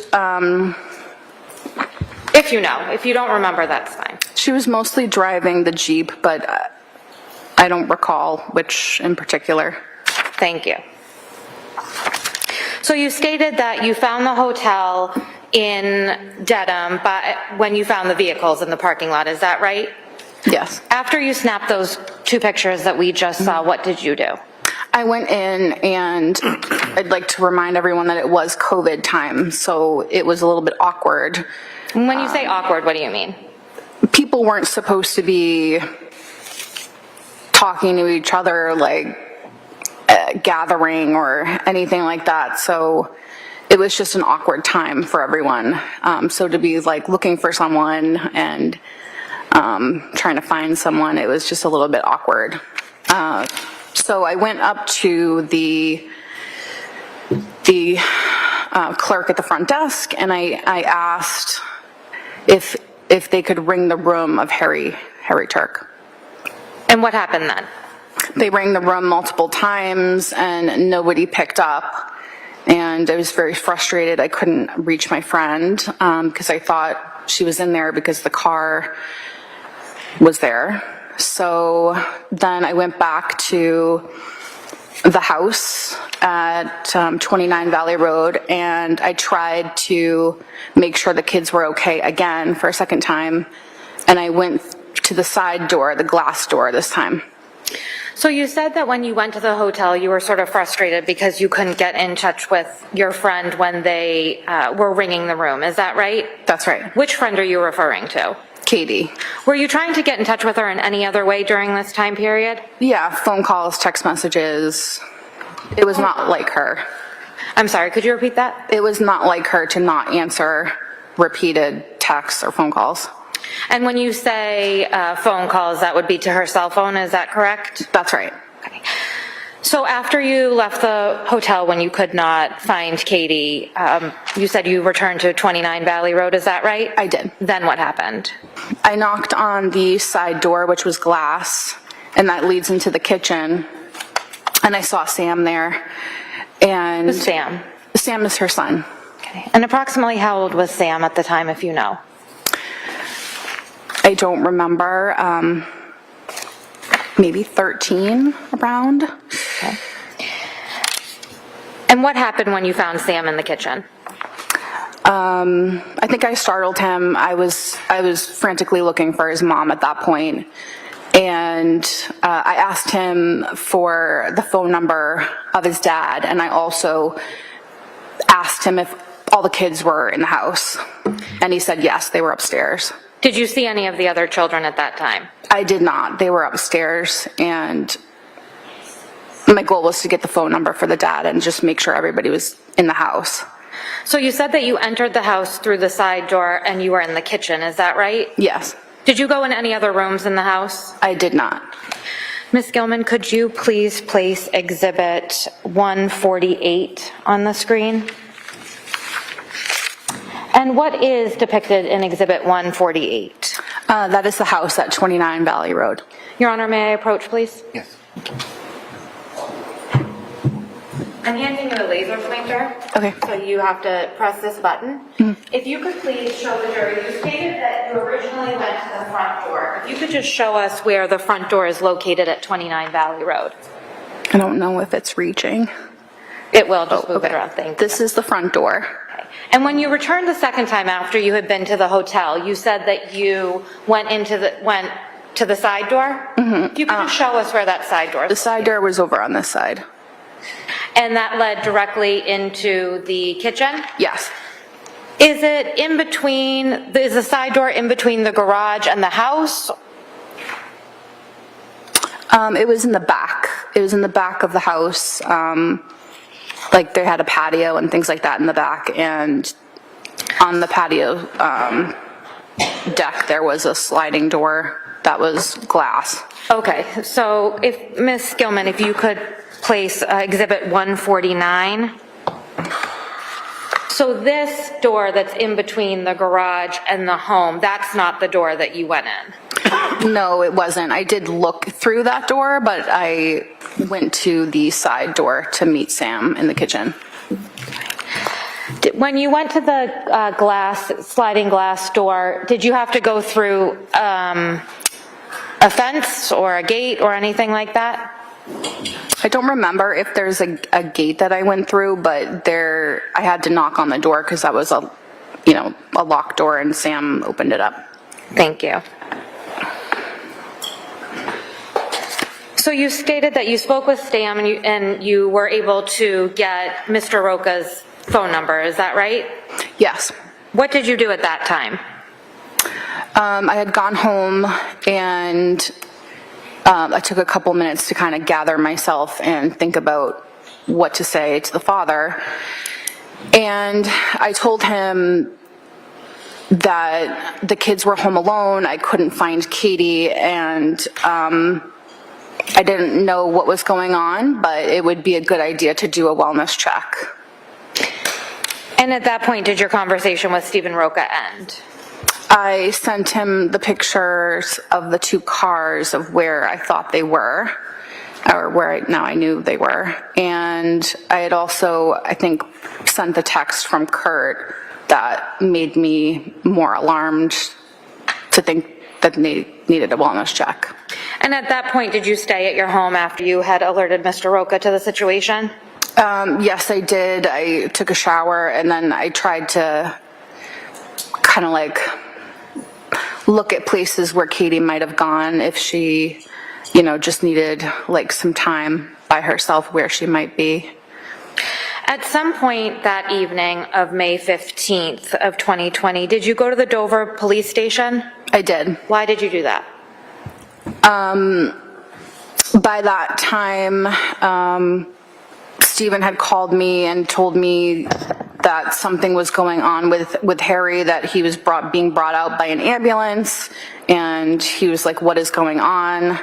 And the Dover police had been involved, and the Dedham police had been involved at that point. And then the Dover police called us in for Kurt and I for a statement. Did you give them anything else while you were at the Dover police station? Yes, I gave them my phone because I thought it would help find Katie quicker.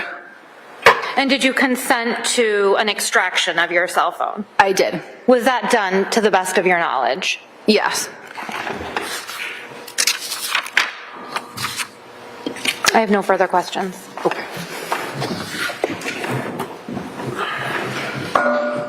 Does anybody need to break jurors before cross-examination? Okay. All right, go ahead, Mr. Reddington. Probably towards the end.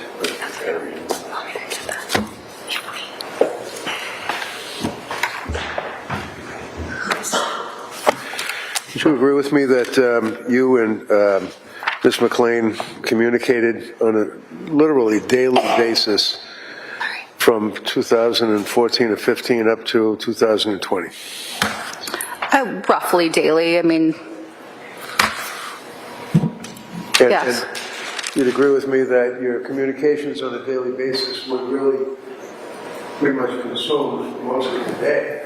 You talk in the morning, you talk in the afternoon, you talk late afternoon, you talk in the evening, you talk in the late evening. Depend on what was going on. Obviously, we have jobs, Right. family matters, So activities. how many texts do you believe over that period of time? Would you agree with me that it's 2014 or 15 that you first made contact with Ms. McLean? Around 2015. And from 2015 until 2020, would you agree with me that you had almost 12,000 pages of text messages between yourself and Katie? I can't confirm how many pages. I've never seen them printed out. Okay. But there was a lot of text messages, A lot of yes. text messages, yeah. And when the police were investigating this case in the very beginning, did they ask you to sign a document to They get did. access to your phone? They did. And did they seize your phone? They did not seize my phone. Did they look at your phone? They did. Did you have any text messages from yourself and Katie, whether it's 12,000 pages worth or one page? Did you have any text messages between the two of you on your phone? Yes, we had text messages between us on my phone. And going how far back? As far as I know, they started in 2015. So your testimony would be that you did not delete any text messages with Katie. Is that right? I don't recall which text messages were deleted or not deleted. Okay. You started to get involved with this investigation on the 20th of May when you called the police and indicated that you had been to the house and that you could not find Katie. Is that correct? I didn't call the police, Mr. Rocca did, but I made a statement at the police department in Dover. And when you went to the police department in Dover, do you recall how many times, if you remember, that you spoke to the police investigators from Dover Police Department? Once or twice? Because you gave an interview, right? I gave an interview, yes. All right. Do you remember the date that you gave them the interview? It was on the date that she was missing. Do you recall when you spoke with, was it Trooper Jeffrey Kotkowski that you spoke to? If you remember. I don't remember his last name. I remember speaking to an officer in the Dover PD You don't department. remember his last name. That's fine. And you told the police in that investigation what you knew about the relationship she had with Harry Tuerk, correct? Yes, Now, you knew Harry Tuerk because actually he had done surgery on your father, right? that is completely incorrect. He did not do surgery on your father. No, he did not. You tell the police that he did surgery on your father? No. So when you first met Harry Tuerk, it would be through Kathleen McLean? Yes, it was through Katie McLean. And you knew that, and she introduced you to Harry, right? Yes, She told you that Harry was a surgeon at St. E's, right? that's right. Were you working at St. E's at the time? I was not. You wanted, however, to work at St. E's, correct? Yes, one of my prior colleagues was working there and Harry was working there, so Your answer is yes, correct? yes. Do you recall speaking to Ms. McLean and asking whether or not she'd talk to Harry about getting you a job there? I think it's normal for people who are getting a job to get recommendations. So yes, that's something I would do. I mean, there's nothing wrong with that. It's not what you know, who you know, as they say, right? I mean, if you know somebody, that's fine. You can reach out and they can help you out, right? And that's what he did, right? Yes? You're not Yes. And he got you the job at St. E's, right? And you were a good worker. Yes. Yes? Yes, And on occasion, you even worked with him, right? I did. And you had occasion to observe his surgical techniques, right? Absolutely. And in your text messages, you actually, on one occasion, indicated that his surgery was music. Yes, it was. And it was fun to watch. It was interesting to watch him act as a surgeon because he did a damn good job at it, right? Absolutely. When you met Katie, when you first started talking with Ms. McLean, would you agree with me that one of the things that you two would talk about was her concerns that Harry was having relationships with other women online or offline, right? That topic came up. It came up about 1,000 times, right? It wasn't just come up once, it came up all the time, right? I think the culture of hospitals is that there's some questions about relationships that goes on. Okay. Well, I mean, she would reach out to you in your text messages. For example, do you recall in the beginning portion of your relationship would be page 1710 on the texts, that she sent you a message saying that she is text. All right, one second. First of all, is there a date on that, Mr. Reddington? You have 1710 on this. August 6th. Of what year? 2018. Beginning of their relationship. Can you show Ms. Beatty and Ms. McLaughlin, please? Could we approach, please? Yes, we can approach. Bring the laptop.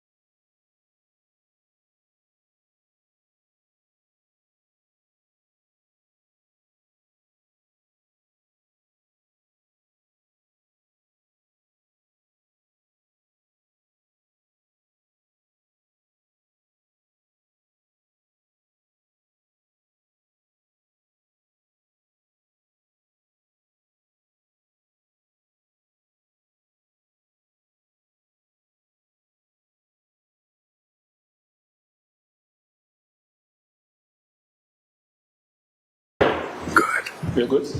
Yeah. I'm going?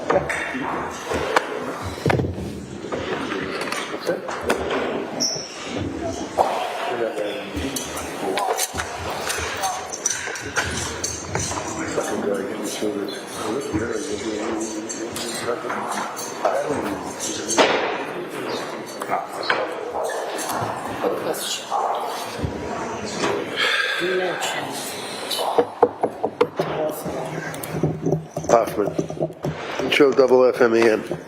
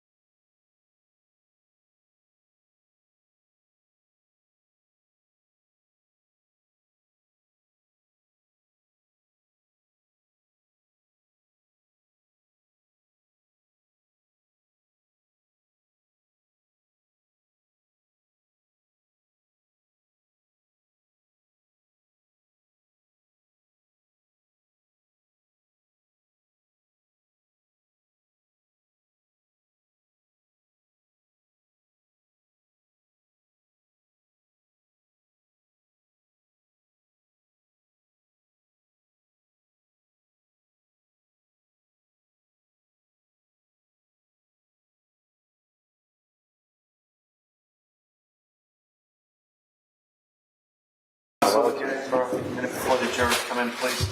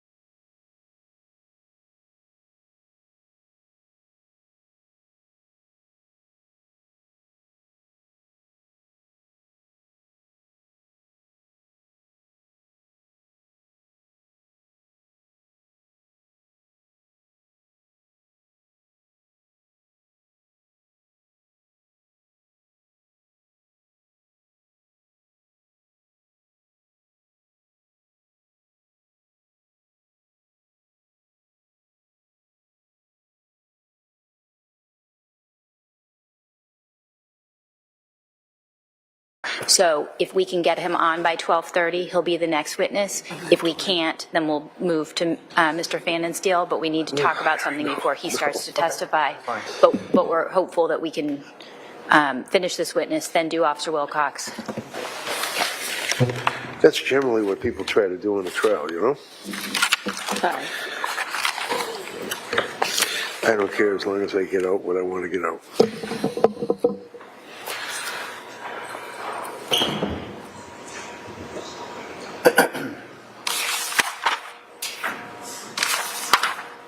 All rise, please. Jurors entering.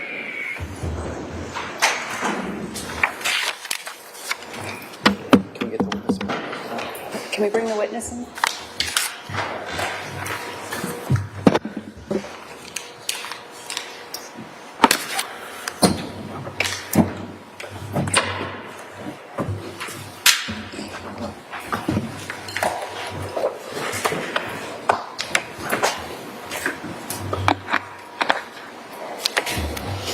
Okay, Ms. Pettigrew can come back up. All jurors present may be seated.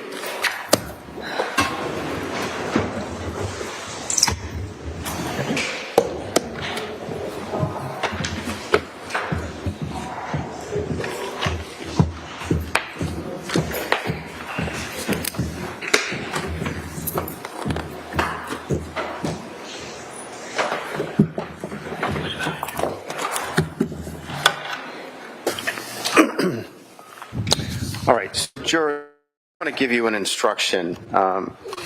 You're going to hear this witness testify about statements that were allegedly made to her by Katie McLean. Those statements are only offered for a limited purpose. That is, to show the state of mind of Katie McLean around the time of the alleged event in the relationship. You may only consider those statements, that is, to Ms. McLean's state of mind, only if you find that the defendant was aware of her state of mind. You may not consider the statements for the truth of what is asserted in those statements. Okay. Thank you. So, Ms. Pettigrew, I'm going to ask you if you recall the content of these text messages in your communications with Ms. McLean. Do you recall that she indicated to you that she found in his cell phone a woman that he had an affair 14 years ago, Kate Kelly? I remember the name Kate Kelly. Okay. She was from New Hampshire, right? Yes? Yes. And do you remember that Kate McLean was very upset about the fact that she found that contact in Harry's phone? Talk to you about it. The two of you sent texts back and forth. I remember conversations about the name Kate Kelly. And the conversations basically were that Kate McLean was very upset about that, right? As far as I knew, she was trying to figure out what was going on. Right. And she told you that she found that by looking in his phone, right? I don't recall that particular aspect of her looking in the phone. Do you recall her further into the conversations indicating that she texted him, "I know because I have his phone"? Do you recall her telling you that? I don't recall that specific text.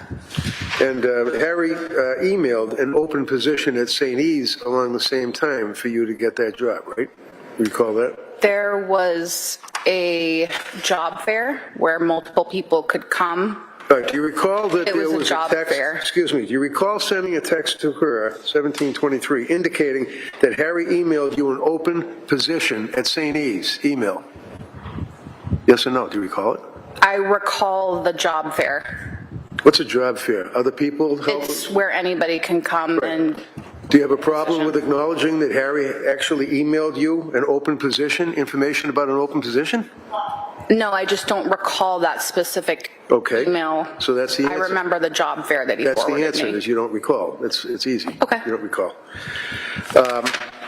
Do you recall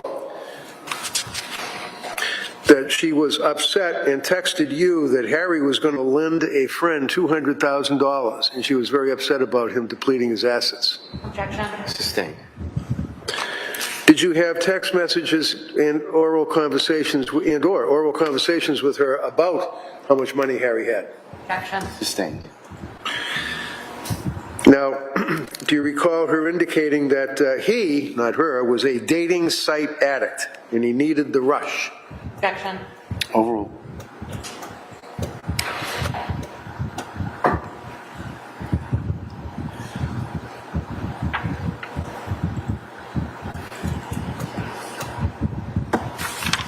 I remember both of them talking about dating sites. Okay. And do you recall her indicating that, in her opinion, he was a dating site addict and needed the rush? I don't remember those terms, but they did talk about the dating sites. It often comes up in new relationships, whether or not to Okay, so, stop the dating sites or not. right, yeah, you've answered that. Yeah. Do you recall? That's pretty common. Okay, so let's do it this way. I ask a question, you answer, okay? Mm-hmm. Thank you. So do you recall indicating to her, I guess maybe I should work for Harry, you need a spy? Do you remember saying that to her? Overruled. Are you talking about a joke? The other one that said it. Are you talking about a joke? That was. Do you remember saying it? I remember a joke passed between Katie and I. Uh-huh. And the joke was what? That you were going to be a spy for her? I remember a joke like that, yes. Okay. What did you mean? It's just a joke. Like what? I don't get the joke. What joke? What was the joke? It's just a joke between friends. Okay. And what was the joke? That if you know where someone is and you are spending time with them, that you would, tell them what you saw. Right. And she was very active on tracking websites as well, tracking his whereabouts. Isn't that right? That you knew about? Overruled. I think both of them did that. Okay, So, look, the question is, were you aware of them discussing anything about tracking websites? Yes or no? They tracked each other. They track each other, okay. Yes. So you know that she actually recalls sending her a text saying, you gotta get off that tracking thing?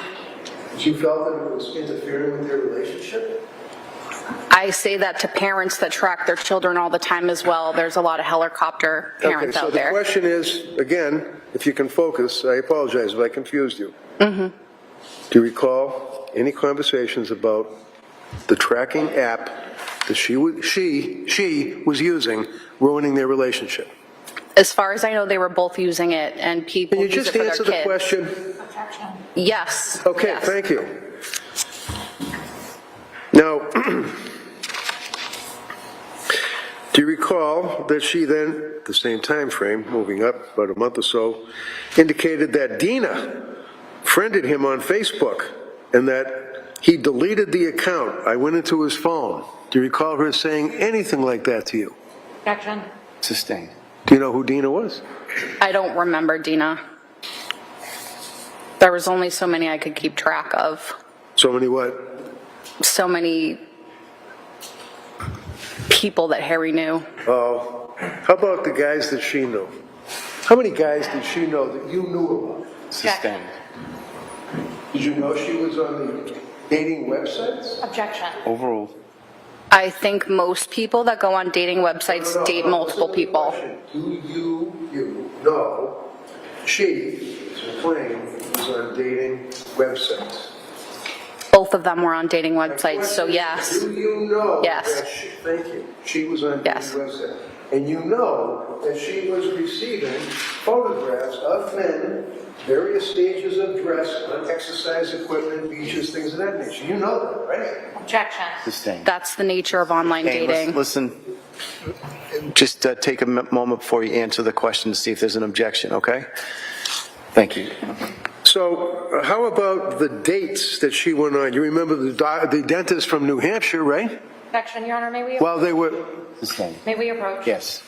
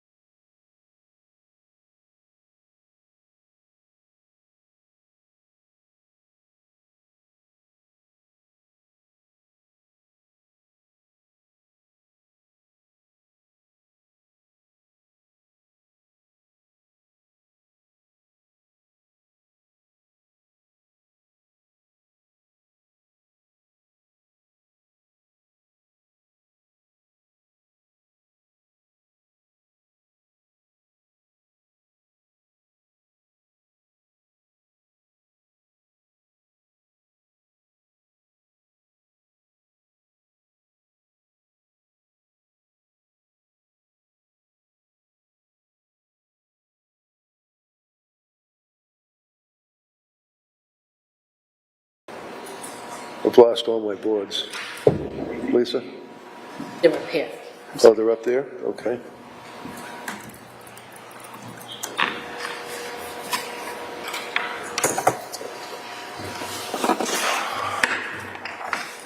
You would agree with me from your personal knowledge that in November of 17, Harry and Kathleen McLean met online. It was November 17, right? I believe so. And in March of 18, Kathleen McLean and her 3 children moved into his home, right? Yes. You recall talking to her about her moving into Dover and using the word, it's a good score. Do you recall that? The sarcastic comment? Yes, that Another joke? sounds right. Okay, so what did you mean by it's a good score? Congratulations. What did you go with? I think when people get into a good relationship that they're happy with and they feel like they finally met the right person, which is how Katie felt, that's a good score. How she felt. She felt, okay. Yes. And so the good score, somehow the town of Dover and the house and everything just kind of was in the periphery of that? I don't know. I'm from Wellesley, so I don't really judge towns. There's all kinds of people in towns. Okay. So she moves in March of 18, and you knew in December of 19 that he had consulted with a divorce lawyer because she told you, right? Objection. Sustain, rephrase it, please. All right, but have in mind the close relationship that you guys had and texting on a constant basis. You'd agree with me that everything from shoes to skirts to makeup to blush to eyelashes and everything, you guys would talk about it in your texts, right? We would talk about anything and everything. Yes? Yes. Please. Yes. Okay. When you would talk about that, you also talked about kids, issues with the children, activities, things of that nature. You would share with Yes. them, right? Mm-hmm. And when Harry, 5 months, less than 5 months after they get married, went to see a divorce lawyer, you were the first person she told, right? I don't know if it was the first person, but she told me yes. Told you that, right? Yes. And what did she tell you? What was her state of mind when she told you that? She was conflicted. Okay, what does that mean? She had feelings both ways. It doesn't matter her feelings. He's the one that went to a divorce lawyer, right? First. 5 months later. I don't recall the details of him going to the divorce lawyer. You don't remember your friend telling you that he wanted to get a divorce? They would have arguments all the time. Couples do. They talk about divorce, but that doesn't mean they're going to do it. Okay, so if I asked you about that, when did they talk about and what did they talk about divorce? You wouldn't be able to tell me one thing because that is not true. Correct? Objection. I'm not sure. second. I feel like you're putting words in my mouth. Excuse me, ma'am. When there's an objection, you don't answer, okay? Okay, I'm sorry. All right. So the objection is sustained. Please rephrase the question. So, the end of January of 2020, you knew that he was going to get a divorce, right? You at least knew that. I did not know for sure what his plans were. I had never spoken to him about it. Things change. Yes. You knew he saw a divorce lawyer, right? She told you. They talked about divorce a couple different ways. Not they, please, focus. They, nothing. Her told you got a divorce lawyer, right? That's all. Yes. Okay. And as a result of that, then she took action and got a divorce lawyer of her own, right? Sure. Right. And then she went and got a restraining order against him and got him thrown out of his house, right? That's not how I recall the timeline of events. Well, it was February 3rd that she got the restraining order. It was the end of January that he saw the divorce lawyer. Well, before she started with him.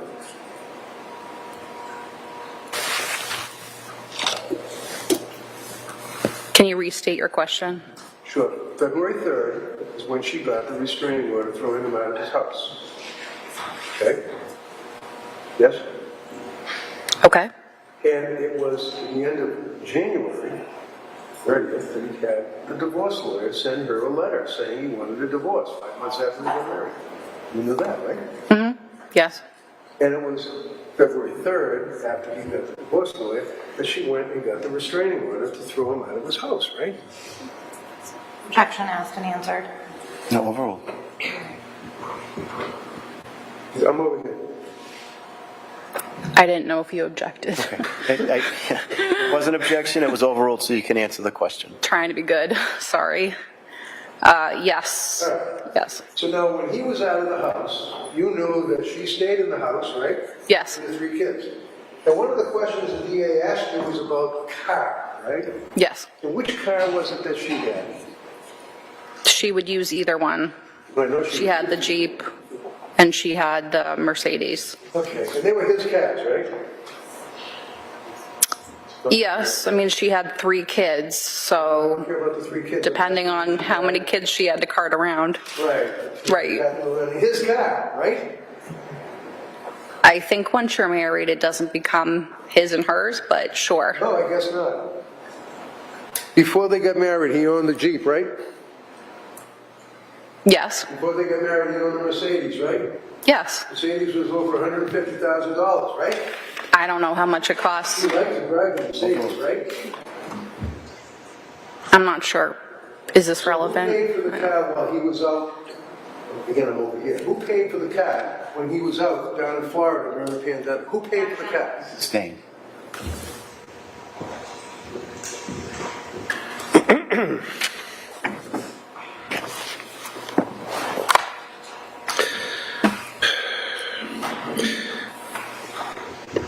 Do you recall, moving on, now it's after the restraining order was issued and Harry was out of the house around February 2020, having conversation about him being out of the house, but he wanted to live in the basement. Do you recall that conversation? Yes, I do. And he basically just asked if he could please move back in the house and stay in the basement, at least, because of concerns with the pandemic, right? Yep, I remember that. And she said no, right? I don't know if the restraining order had been lifted. I don't think that was allowed, but they did talk about it. Right. But as far as her agreement or not agreement, you know from a text that she sent you at that time frame that we talked about, that she said no, LOL. She wouldn't let him move into the basement. It's his house. I think there was an issue about how they were communicating and getting along at the time, and there needed to be a barrier, and that's what she felt. How would they communicate? They weren't communicating and getting along at the time. He was out of the house in Florida, and she's living in his house with the 3 kids. So why would he move in the basement then? I don't Because he had nowhere to live. He's living in a trailer. Objection. Sustain. Next But if they question. weren't talking, why would he move in? Ma'am. It's Yes. confusing me, sorry.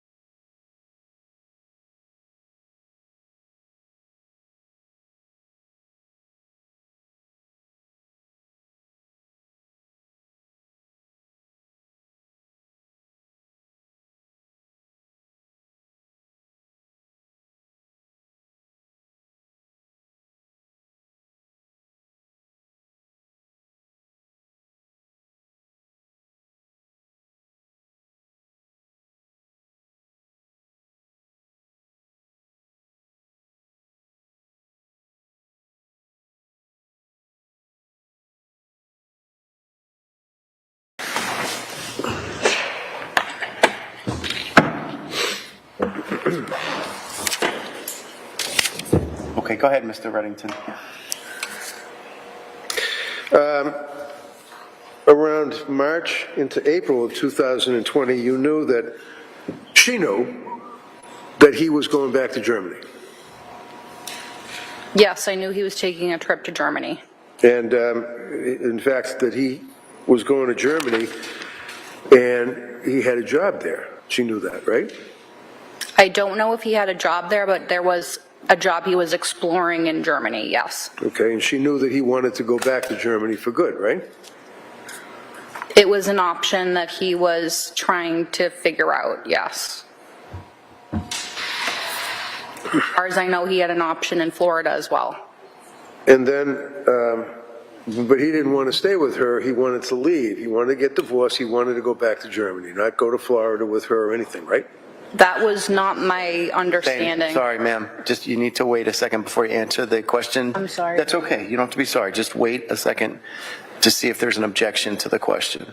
So the objection is sustained. Next question. In March of 2020, you would have your husband, Vincent, is it? Yes. And Vincent can speak German, right? He can speak 4 languages. So that's wonderful. Is the answer yes, he can speak German? One of the languages he can speak is German. Yes. And she, on a number of occasions, would ask you to have Vincent interpret German messages that she received, or he received from Germany, thinking that they were women, right? I don't think it was that. It was just a language barrier, and to be able to translate would be helpful. In March, at the end of March of 2020, do you recall her texting you, he's talking to a woman from Germany early, can you please have Vincent look at it? If you don't understand a language, the normal thing is to translate it, so that's what she asked him to do, yes.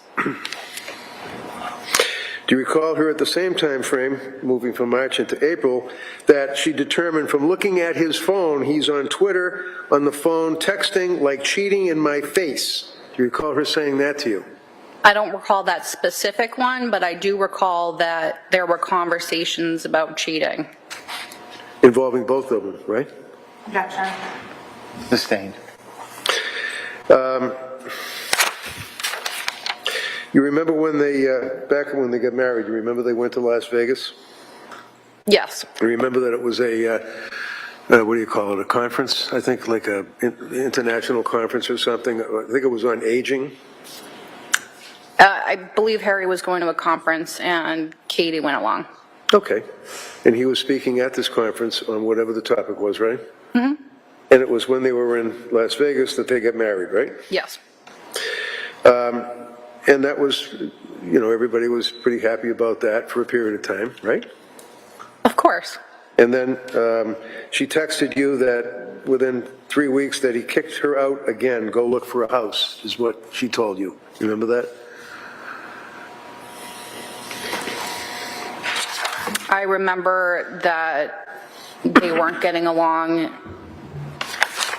and there was an option that she would have to look for another home. Well, it wasn't an option because back before May of 2020, it was his home, right? No, over. Well, you knew he owned the home, right? Well, she put money into the home too. So Like what? she put money from her home sale into the home, and she also helped build the garden in the back. She didn't put a nickel into that home. That's not my understanding. Well, it may not be your understanding, but she didn't put a nickel into your home. That's not my understanding. Ma'am, you need So, sorry. to disregard that last answer, jurors. You recall that she told you, moving forward again to with the wedding, that she was excited that she got married and there was no pre-up, is what she told you. Prenup, I'm sorry, not a pre-up, prenup. I mean, you remember that, right? Yes. Okay. And she was happy about that, right? I think most women are happy when there's not a prenup. And why is that? I think it just means that you're in love. You're in love. Yeah, I believe in love. And so did Katie. And you recall having a conversation with her in April of 2020, where you were telling her, I think you're referring to the music thing with the surgery, a story about him going to a little boy to talk him into having kidney surgery. You teared up telling her about that, right? Objection. Sustained.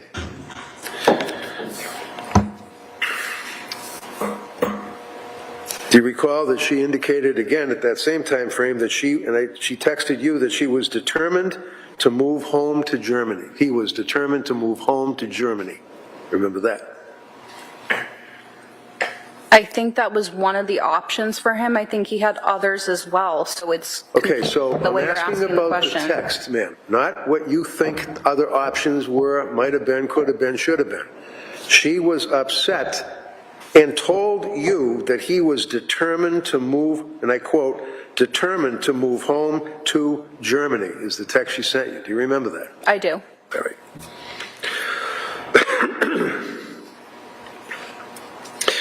Do you recall, furthering on that topic, that she then texted you that he had a job offer in Germany and was going to Germany? I do remember that conversation. Okay. All right.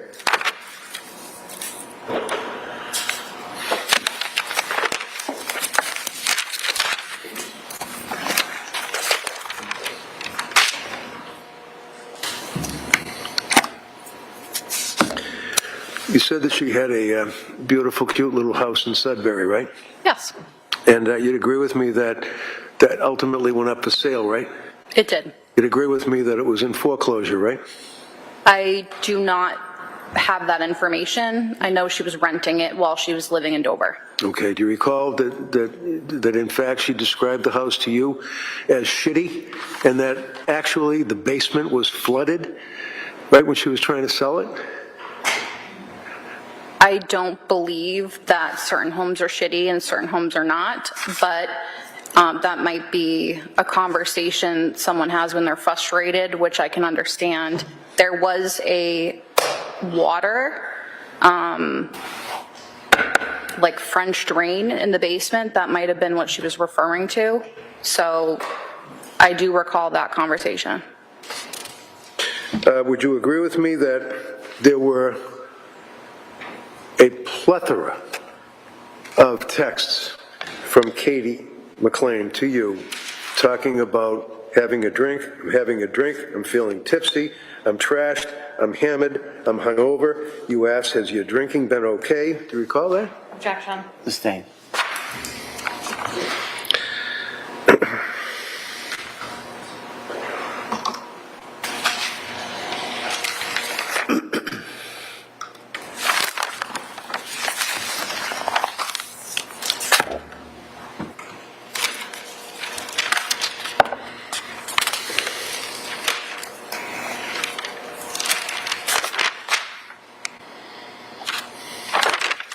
Do you recall her indicating that she had, and she texted you, and this would be right around the same time that they were supposedly reconciling, that she had a new app to track his location? Do you recall her telling you that?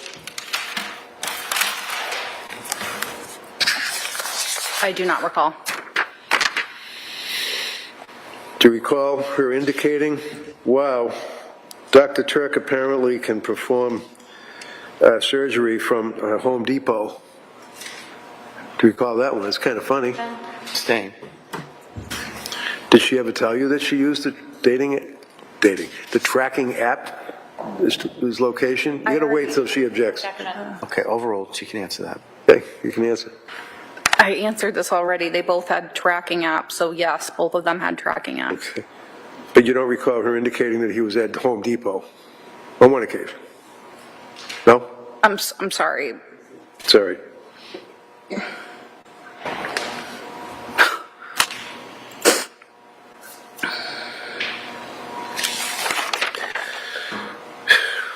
Moving up again, right to when they were at the hotel and allegedly reconciling, everything was great, that she was texting you, and I quote, I looked through Harry's cell last night.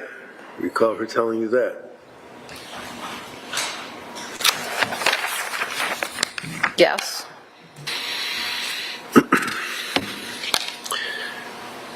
Do you recall her texting you and saying, I'm so happy I have Vanessa to look at the phone? That'd be you, Vanessa, right? I don't recall that one.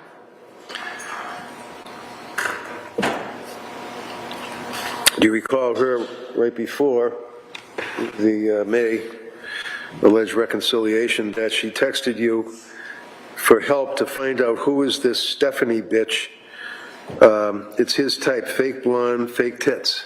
Do you recall her texting you that? Sustain. I do not recall. Sustain. Okay.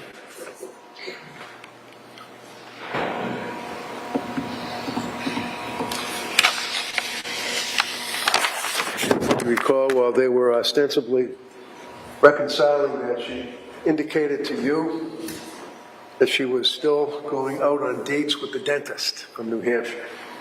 Objection. Overruled. When they were separated? Do you recall the dentist from New Hampshire? Yes, I don't recall the timeline you're Okay, so speaking the of. answer is yes, Yes. right? His name was Michael, right? Yes. Okay. And in May of 2020, she told you in a text that she went out on a date with the dentist again, right? Objection. Overruled. Yes? Yes, they were separated, so. Yes, the answer is yes, right? Yes. I know you want to say they were separated, but you knew that she went on a date in May of 20 with the dentist Michael from New Hampshire. Okay. Okay. And again, towards the very end of that time frame, she indicated to you that he intended, again, talking about he had the job. Now it's not possibly. He had the job in Germany, and he will be leaving. She told you that, right? She was upset. Well, yes, it also wasn't the amount of money that he would like, so Oh, so it wasn't enough money? that was for him to decide. He was still Right, but deciding. she knew how much it was, though, right? Objection. No, It wasn't it wasn't. Sustained. Sustained. Next question. Do you remember her indicating or asking, and again at the time frame of the end of April, beginning of May, can you see if he's back on Instagram and start printing them out? Do you recall her asking for your help for that? Yes. Okay. Do you recall that one of the text messages that going back to February 2019, on February 20th of 2019, that you sent a text to Harry, and he was asking you about why Katie was having, you're objecting. Objection. Sustained. Well, can I see it sidebar? Yes.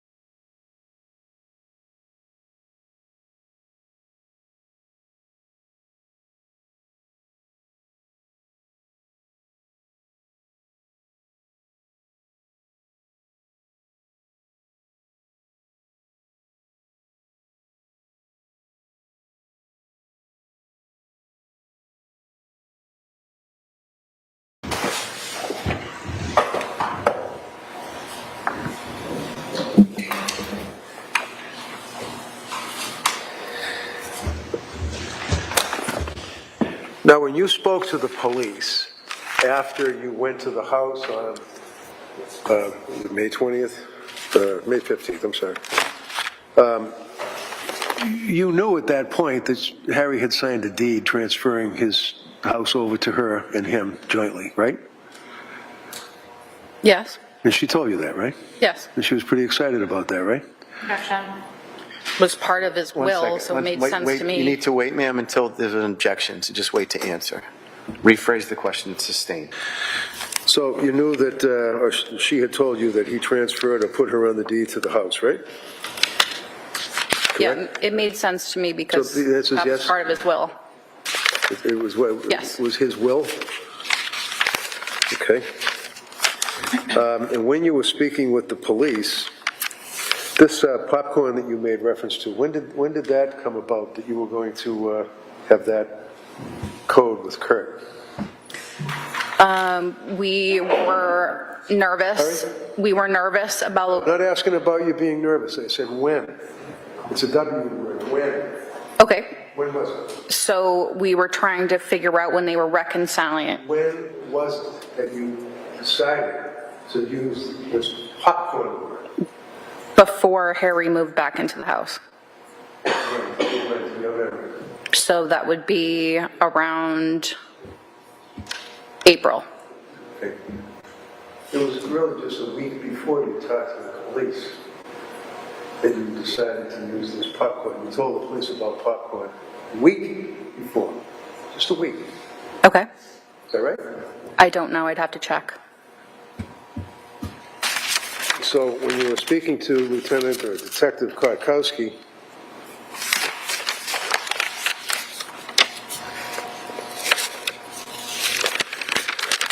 and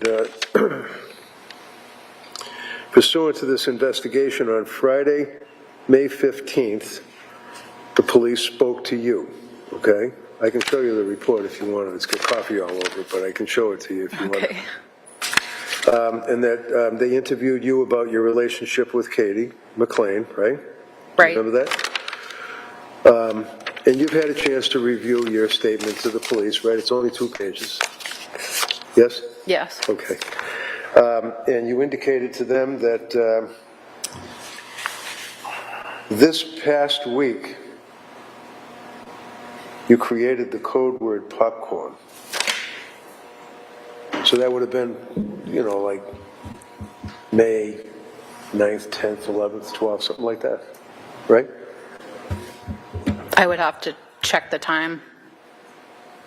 So do you want me to show you where you told the police it was this past week? Have in mind you were speaking to them on May 15th?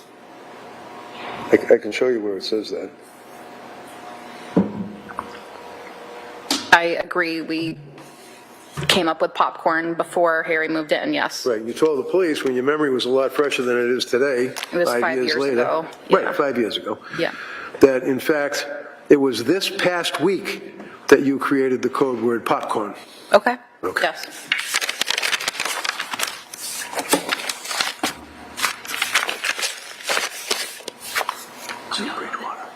Go ahead, I have nothing further. Thank you, Your Honor. Okay. All right. Thank you, ma'am. You may step down. Please be careful. There is a ledge there. Thank you. Careful. Thank you.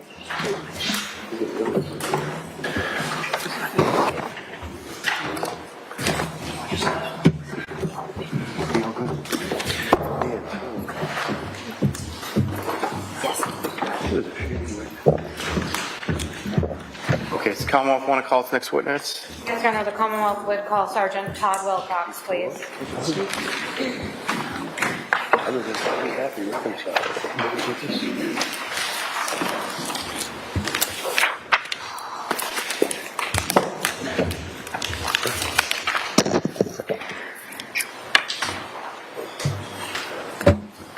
We got it out that she's fighting. It's a struggle on the sidebar, obviously. Actually noted to the record, but I get it out a number of times.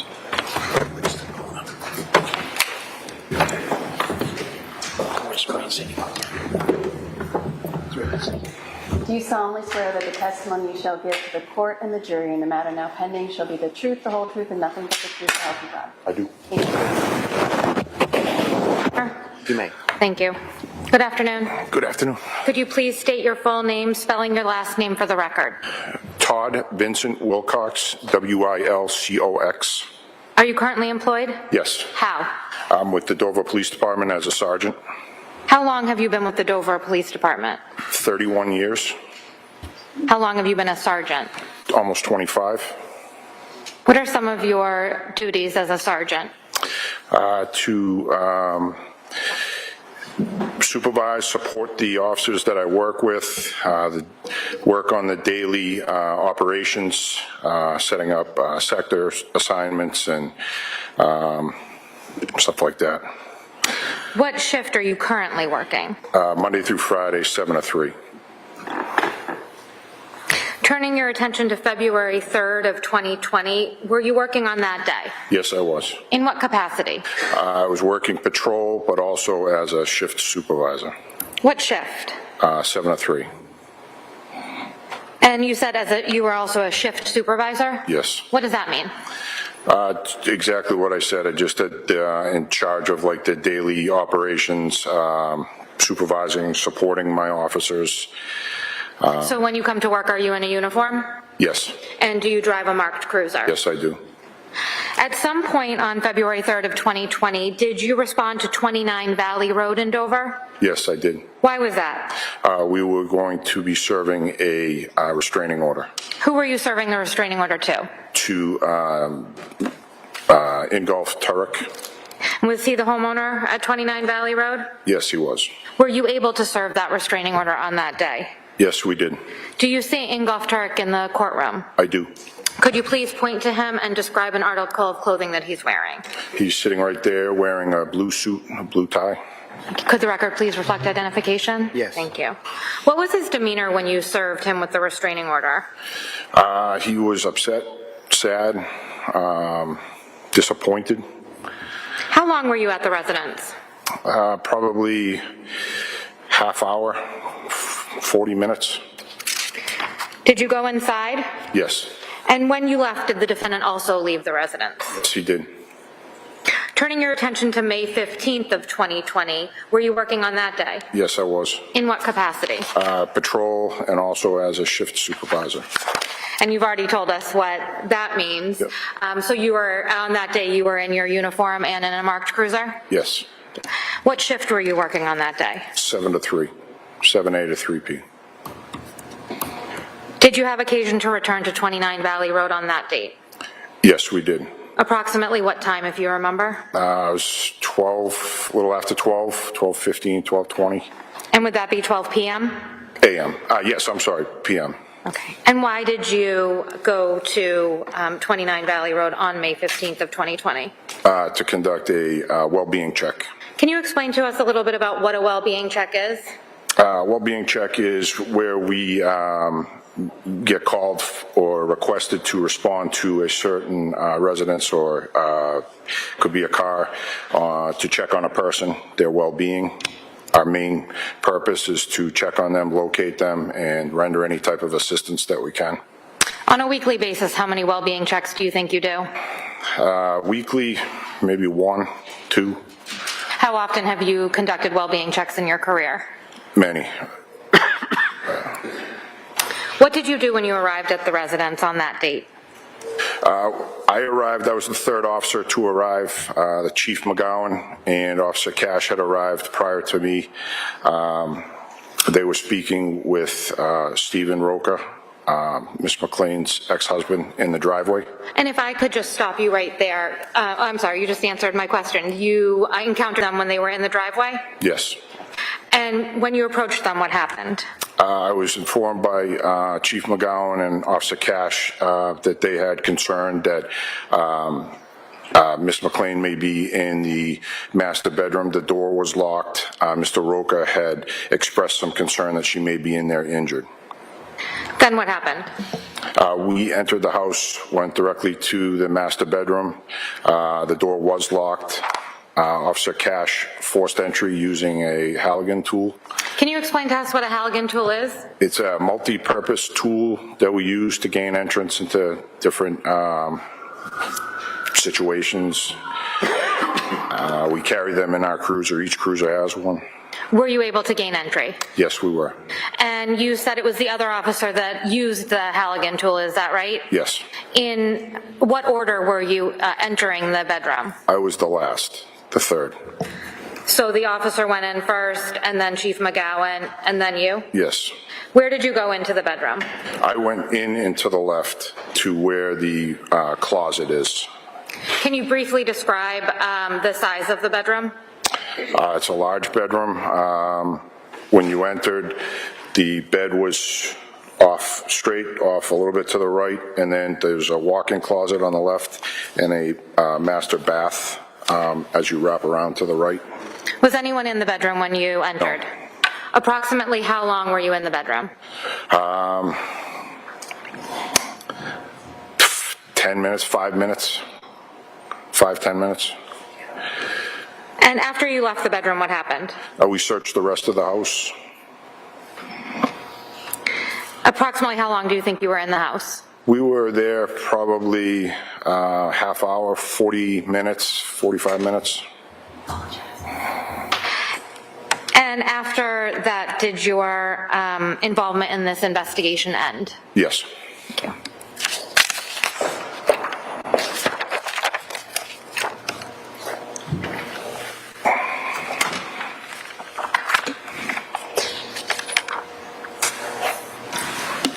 Any more? I have no further questions.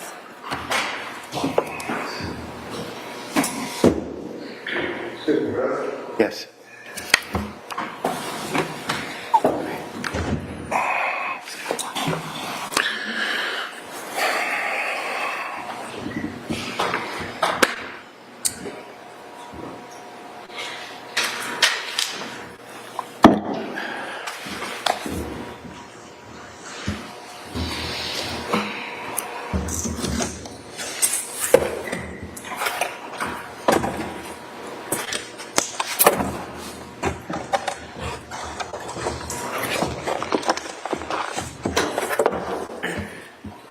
Morning.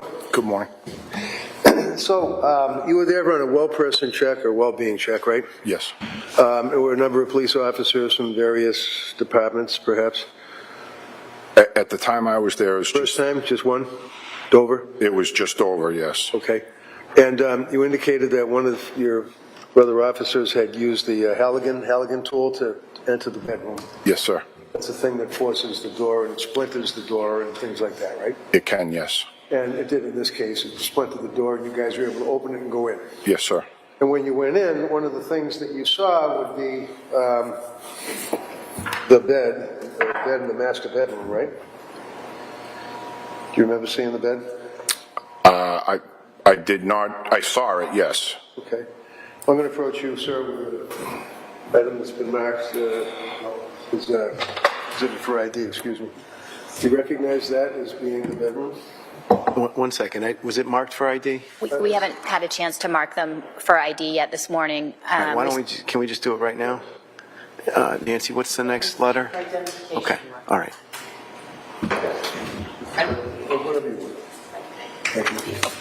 Okay, thank you. Thanks. See for ID.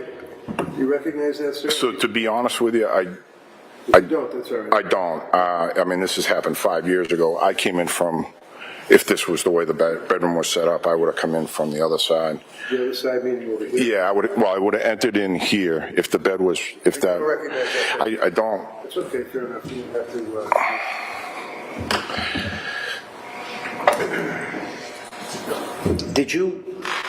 Do you have any memory of anything of evidentiary use when you went into the bedrooms, like broken glass or? Absolutely not, no. And you continued on with your investigation for the well person looking, right? Yes. That's all I have, thank you. What was the purpose of going into the bedroom? To find Miss McLean, to offer any type of assistance. We were just trying to locate her. And once you realized she wasn't in the bedroom, what did you do? We exited the bedroom and then searched the rest of the house and then the exterior of the house. Approximately how long do you believe you were in the bedroom? 5-10 minutes at most, because the only thing I remember is having dispatch call the phone to see if we could hear it ringing while we were in there, and that may have taken a couple minutes, several minutes. And you didn't make any other observations of the bedroom except for the fact that Miss McLean was not in there? Exactly, yes. Thank you. No further questions. And when you were looking in the house, would you recall that you guys didn't go in the basement area at all? So I did not go into the basement. We kind of went into our different directions. One of the officers did. I did not. Okay, thank you. Okay, you may step down. Thank you. Okay, thank you.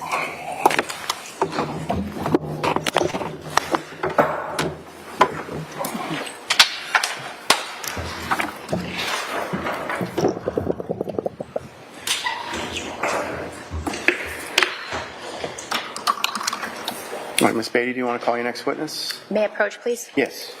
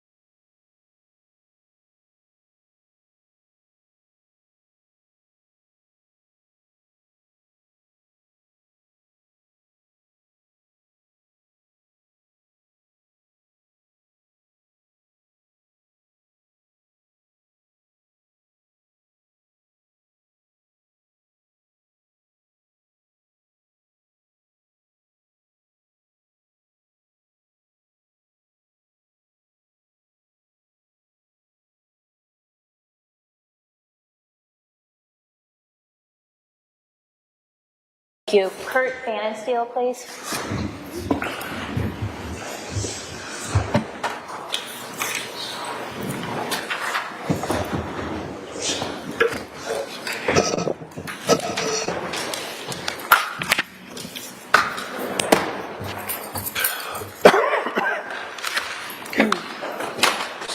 Basically, Do you solemnly swear that the testimony you shall give to the court and the jury in the matter now pending shall be the truth, the whole truth, and nothing but the truth, so help you God? Yes. Thank you. Good afternoon, sir. step on it and have a seat.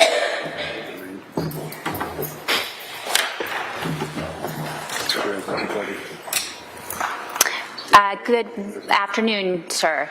Could you just take that microphone and pull it as close as you can to you? Yeah, that's great. Thank you so much. Could you please state your first and your last name and spell both of them? Kurt Fandenstiel, C-U-R-T-P-F-A-N-N-E-N-S-T-I-E-H-L. Okay, thank you. How old are you, sir? 55. And where do you live? I live in Dover. Okay, how long have you lived in Dover? About 20 years. Okay. And can you tell us, what do you do for a living? I'm a heavy equipment operator. And so who do you work for currently? Town of Sherburne. What kind of work, what does it mean to be a heavy equipment manager? A heavy equipment operator. Operator, sorry. Operator operates like front-end bucket loaders, excavators, heavy machinery, six-wheel dump trucks. All right, I'm going to ask you, sir, can you just scooch forward a little bit? That microphone is like 2 inches too short. Okay, thank you. And how long have you worked for the town of Sherburne? I'm on my 5th year. And prior to working for the town of Sherburne, where did you work? I did tree work with a guy in Dover. And about how long did you do that? About a year, year and a half. And prior to that, what did you do? I ran my family's business. Okay. And did you ever do any plowing work? Yes, I did. I plowed for town of Dover and Sherburne. About how long did you spend doing that? For Dover, I did it 9 years. And how about Sherburne? The whole time during the winter for the last 5 years. I'm on my 5th year. Okay.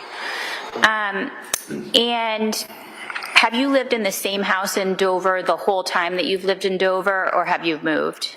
I've moved. Okay. How many houses have you had in Dover? 4. Okay. So I won't make you go through all of them, but in 2020, where were you living? 85 Walpole Street. 85 Walpole Street. And can you just tell us generally where in Dover is 85 Walpole Street?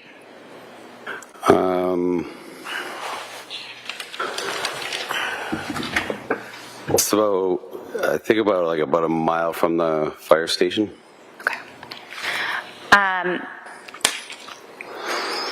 And by the way, did you have any sort of a professional relationship with the fire station?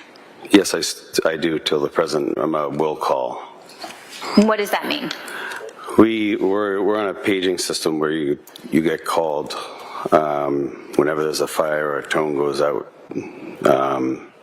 We go. I'm not full time. Okay. Does Dover have a full-time fire department? No. All right. And 85 Walpole Street, what kind of house was that? It was an old farmhouse. Okay. And when you say old, about how old? It's a circa house. Hundreds of years? 18, I don't even know, 18 something. Like this courthouse maybe even? Maybe, yeah. All right. And are you familiar with 1 Francis Street in Dover? That was across from my backyard. Okay. So was it possible to travel from your backyard to 1 Francis Street? Yeah, I mean, you have to walk around like a big fence. Okay, where was the fence? The fence was between my yard and then their house. Okay. So even though the two houses weren't directly behind each other, did the backyards on some level sort of back up to each other? I'm sorry, say again, did they back up to each other? Yeah, parts of the backyards. Yes. I mean, Okay. my house kind of went this way, facing like, there's a pond, facing the pond. And then their house was here. Okay. And the pond, was that closer to 1 Francis Street or closer to your house? Theirs was closer, because my house is set back from it, with a Okay. driveway in between, and then a garage. Okay. And do you have children, sir? Yes, How many children do you have? I have 2 children. Okay, overruled. He may answer. And at some point, did you become acquainted with Kathleen McLean and Ingolf Tuerk? Yes. Do you know when that was? I'm not exactly sure when it was. We met like at the Legion, American Legion. And was the American Legion that you met at in Dover? Yes. And if we use May of 2020 as a reference point, how long had you known Kathleen McLean and Ingolf Tuerk in May of 2020? Maybe a year and a half, 2 years. I'm not 100%. Okay, but it wasn't just a few weeks or a few months? Right. Okay, it had at least been a couple of years, would you say? Yeah, maybe a little over a year. Okay. And do you know when you met them, whether you met them together or separately? I don't remember that because I mean I was at the Legion drinking, so I'm not 100%. Okay. And when you first met them, you know, whether it was 2018 or 2019, how often would you see them? I mean, it wasn't like every day or all the time. It was like football games and maybe birthday party or something. And where would you see them? At their house. Okay. And where was their house? I'm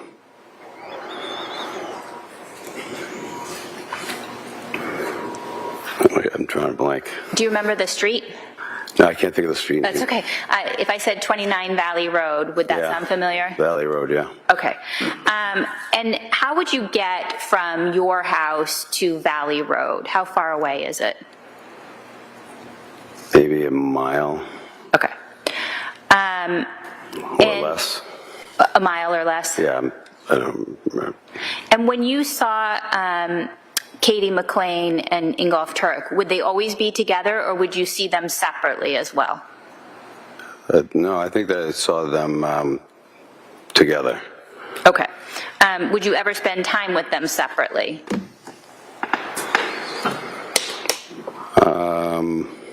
Once I think I went with Harry to the dump.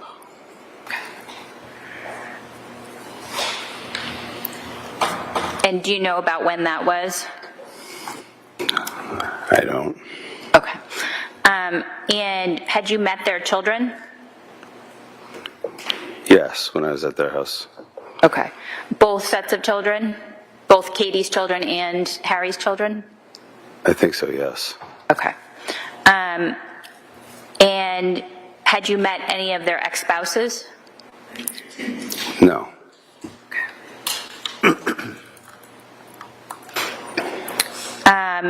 And did you have both of their cell phone numbers? Yes. Okay. And would you communicate with both Katie and Harry on their cell phones? Yes.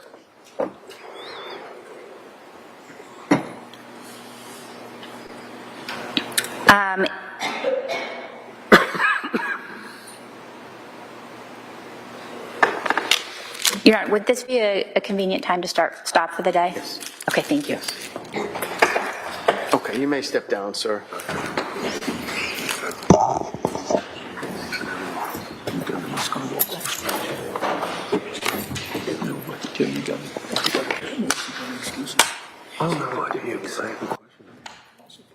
All right, so we're going to break for the day. You can leave your notebooks right on your chairs. Okay, we're going to start again at 9 a.m. tomorrow. We're going to go until about 1 o'clock again tomorrow. That's probably going to be the same schedule for Monday, but I'll give you more information about Monday when you come in tomorrow. Tomorrow we are going on a view, so we're going to go to some of the locations that were mentioned during the course of testimony today. So please wear comfortable footwear. We'll take a bus out to 3 specific areas, and then we'll come back to the courthouse. Absolutely. Okay? Please remember the instructions that I gave you all individually when you were selected as jurors. If you leave the courthouse together, you can talk to one another about everything except the trial. Don't discuss the trial at all among yourselves. Don't discuss the trial with anybody else. No independent research. So please don't Google anything, don't look anything up, don't have anybody else do that for you. No texting or posting, nothing online about this case or any other case in this building. By the same token, please do not talk about any other case that's going on in this building. The Reed case, as you know, is starting next week. I told you that. You are not to talk about that case or follow it at all. Exactly the instruction in this case as well. Please keep an open mind. You've heard 1.5 witnesses so far. Please keep an open mind. You haven't heard all of the evidence. To the extent you see anybody having anything to do with the trial on your way out of the courthouse or even out in public, just avoid them. They've been instructed not to talk to you, so please don't engage with them. The first thing that I'll ask you tomorrow when you come in is if you're able to follow the instructions as I did today. I trust you'll all say yes. And we'll go from there, again, 9 to 1 tomorrow, and wear comfortable footwear. Okay, thank you for your time and your patience and your sacrifice today. We'll see you tomorrow at 9 a.m. All rise, please. Jurors exit. Yep, is that nice?